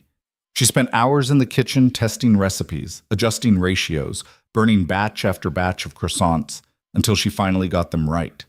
Ethan showed up every evening after work to taste test her experiments, offering honest feedback even when it meant telling her the sourdough needed more time or the chocolate cake was too dry. Noah came sometimes too, appointed as the official kid taste tester. He took his job very seriously, making pronouncements about which cookies were pretty good and which ones were really super good with the grave authority of a professional food critic. "This one's the best," he declared one evening, holding up a chocolate chip cookie that was still warm from the oven. "You should make like 1,000,000 of these." "Noted," Lena said, ruffling his hair. "I'll put you in charge of quality control." "What's quality control?" "It means you get to eat cookies and tell me if they're good enough." Noah's eyes went wide. "That's a real job?" "The most important job there is." Rachel stopped by one afternoon, her eyes widening when she saw the finished space. "Holy shit, Lena. This is incredible." "Language," Lena said automatically, then laughed. "Sorry, I've been spending too much time with a 6-year-old. Is Ethan's kid? Rachel walked around the bakery, taking everything in. So you two are actually together now? Like, for real? I think so. Maybe. It's complicated. Life's always complicated. The question is whether it's worth it. Lena thought about Ethan showing up at the hospice center, about him holding her while she cried, about the way he'd built this entire space from her half-formed descriptions and made it real. Yeah, it's worth it. Good, because I haven't seen you smile this much in the entire time I've known you. Rachel paused by the display cases. When do you open? 4 days. I'm terrified. You're going to kill it, and I'm taking that opening day off work so I can be first in line. The sign went up 2 days before opening, Brooks and Crumb in elegant script, with a small illustration of a wheat stalk. Lena stood on the sidewalk and stared at it until Ethan came up beside her. "It's perfect," she said. "You're perfect." "I'm really not. I burned 3 batches of bread this morning, and I'm pretty sure I've forgotten how to talk to customers after years of just being a waitress." "You'll remember. And even if you don't, people will come for the bread and stay because you care about what you're doing." Ethan took her hand. "You've got this." The night before opening, Lena couldn't sleep. She lay in what was still technically the guest room, but had started to feel like hers, listening to the house settle around her. Around midnight, there was a soft knock on the door. "You awake?" Ethan asked. "Yeah." He came in and sat on the edge of the bed. "I was thinking we should talk about something." Lena's stomach tightened. "That sounds ominous." "It's not. It's just, you've been staying here for almost 3 weeks now. And I like having you here. Noah likes having you here. But I don't want you to feel obligated to stay just because it's easier than figuring out what comes next." "What if I don't want to figure out what comes next? What if I want to stay?" Ethan's expression softened. "Then stay. For as long as you want. Forever, if that's what you decide." Forever's a big word. "I know. And I'm not asking you to commit to forever right now. I'm just saying, the option is there. The guest room can become your room. You can keep your apartment or give it up. Whatever feels right." Lena reached out and took his hand. "Ask me again in a few months, after I know whether the bakery is going to survive, after we've had time to figure out what we actually are to each other. Then I'll give you a real answer." "That's fair." Ethan brought her hand to his lips and kissed her knuckles. "For what it's worth, I already know what we are. We're 2 people who found each other twice, and I'm not letting you go again. Even if I burn all the bread tomorrow? Even then. Though I'm hoping you won't, because Noah is very invested in those chocolate chip cookies." Opening day arrived with a clear sky and temperatures just cool enough that people might actually want coffee and fresh bread. Lena arrived at the bakery at 4 in the morning, her hands shaking as she unlocked the door. The pre-dawn silence of the empty space felt holy somehow, like she was standing at the beginning of something sacred. She turned on the ovens and got to work. Sourdough first, the loaves she'd been perfecting for 2 weeks, then chocolate croissants, pain au chocolat, the kind her mother had always loved but could never afford. Cinnamon rolls, focaccia, olive bread, everything she'd been dreaming about making for years. By 7, the bakery smelled like heaven. By 8, when she unlocked the front door, there was already a line of people waiting outside. Rachel was first, true to her word, followed by a dozen neighbors who'd been watching the renovations with curiosity. Then more people came, drawn by the smell and the word of mouth that traveled fast in tight-knit neighborhoods. Lena moved through the morning in a daze, selling bread and pastries, making change, answering questions about where she'd learned to bake. "My mom taught me," she found herself saying over and over. "She was the one who made me believe I could do this." Around 10, Ethan arrived with Noah. The kid made a beeline for the display case, pressing his face against the glass. "You made so much stuff," Noah said. "Can I have everything?" "You can have one thing," Ethan corrected. "Choose wisely." Noah debated seriously between a chocolate croissant and a cinnamon roll before settling on the croissant. He took a bite and made an exaggerated sound of pleasure that made the other customers laugh. "It's really super good," he announced to the bakery at large. "My friend Lena made it." Ethan caught Lena's eye across the counter and mouthed, "I'm proud of you." She had to turn away before she started crying in front of her customers. The bakery sold out by 2 in the afternoon. Lena stood in the empty space, looking at the bare shelves and the cash register full of money she'd earned herself, and felt something shift inside her chest. This was real. She'd actually done it. Her phone buzzed with a text from Ethan. "Dinner at our place tonight? We're celebrating." Lena typed back, "Our place?" "Yeah. If you want it to be." She looked around the bakery one more time. Her bakery, built from dreams and trust money and the help of a man who'd spent 12 years trying to find his way back to her. Then she locked up and headed to what she was finally ready to call home. The next few weeks fell into a rhythm. Lena woke up at 3:30 every morning, baked until mid-afternoon, then came home to Ethan and Noah. She moved her things from her old apartment gradually, a box at a time, until the guest room really did become hers. Some nights she and Ethan slept separately, still figuring out the boundaries of what they were building. Other nights she'd find him in the doorway, asking quietly if she wanted company, and she'd pull back the covers and answer. The bakery thrived. People came back daily, started ordering custom cakes for birthdays, asked if she'd consider catering events. Lena hired her first employee, a culinary school student named Maya, who was eager to learn and didn't mind the early hours. Then a second, an older woman named Patricia, who'd been a baker herself before arthritis made the kneading too difficult. "You're building something real here," Patricia told her one morning, watching the line of customers snake out the door. "Something that matters to people." 2 months after opening, Ethan took Lena to see Reeves Commons. The community housing development was nearly finished, 3 buildings arranged around a central courtyard with a playground and community garden. The architecture was beautiful and functional, exactly the kind of sustainable, affordable housing Marcus Reeves had envisioned. "We're naming the courtyard after him," Ethan said as they walked through the space. "The Marcus Reeves Memorial Garden. Sarah approved the design." "It's beautiful. He would have been proud." "I hope so." Ethan stopped at a building directory mounted near the entrance. "There's something else I wanted to show you." He led her to the ground floor of the center building, to a corner space with huge windows looking out on the courtyard. The inside was still unfinished, bare walls, concrete floors, but Lena could see the potential immediately. "What is this?" "A commercial space. We built it into the development for a community amenity, somewhere residents could walk to for coffee or groceries or whatever they needed." Ethan turned to face her. "I was hoping you'd consider opening a second location here. Nothing huge, just a small satellite of Brooks and Crumb. Somewhere the families living here could get fresh bread without having to travel across the city."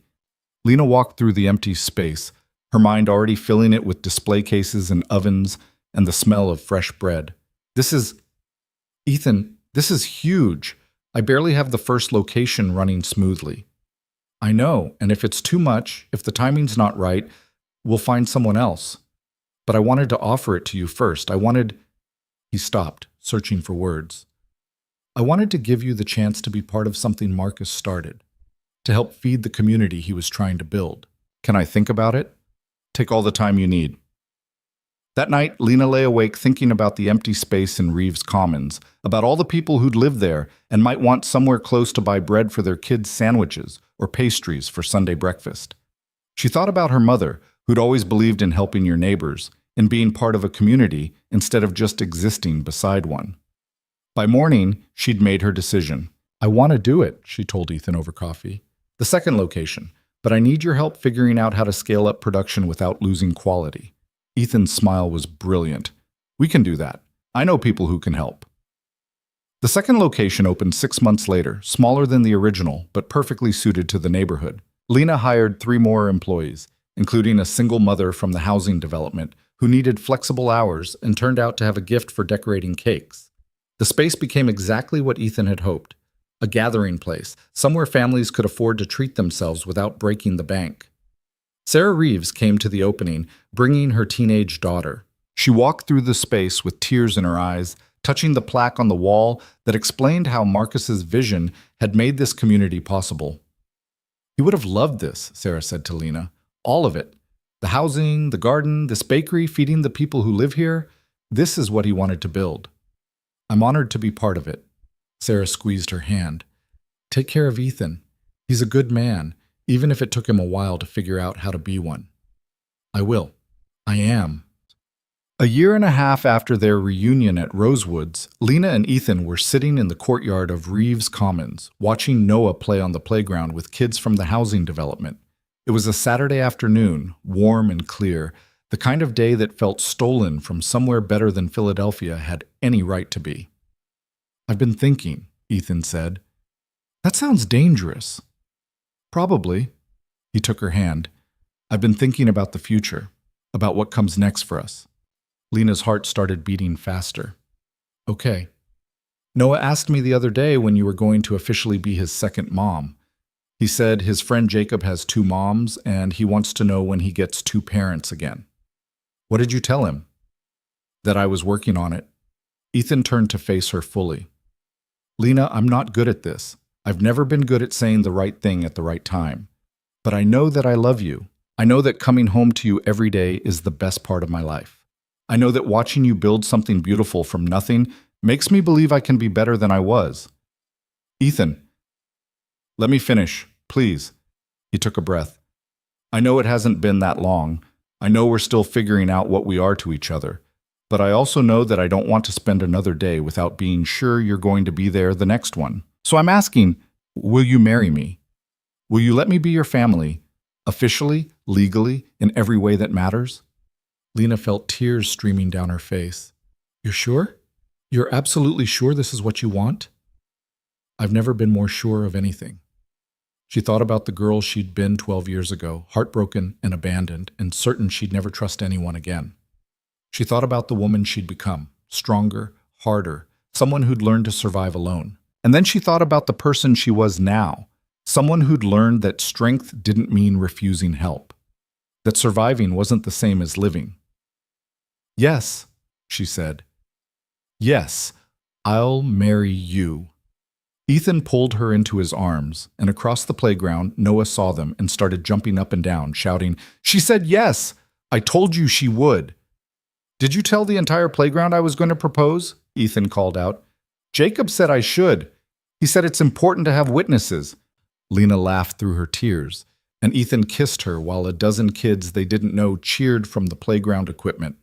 It was messy and public, and nothing like the proposal she might have imagined years ago. It was perfect.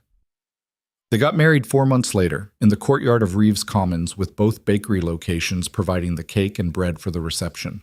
It was small, just close friends, Noah serving as ring bearer with enormous pride, Sarah Reeves in the front row crying happy tears.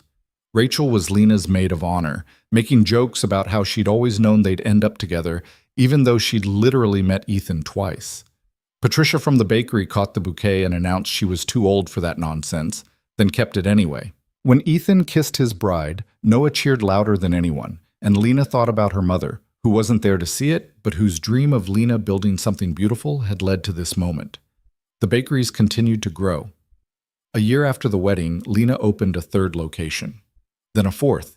She hired a business manager to help handle the expansion, and she started teaching baking classes on Sunday mornings for kids from the community housing developments. Noah attended every single class, proudly telling everyone that his mom was the best baker in Philadelphia.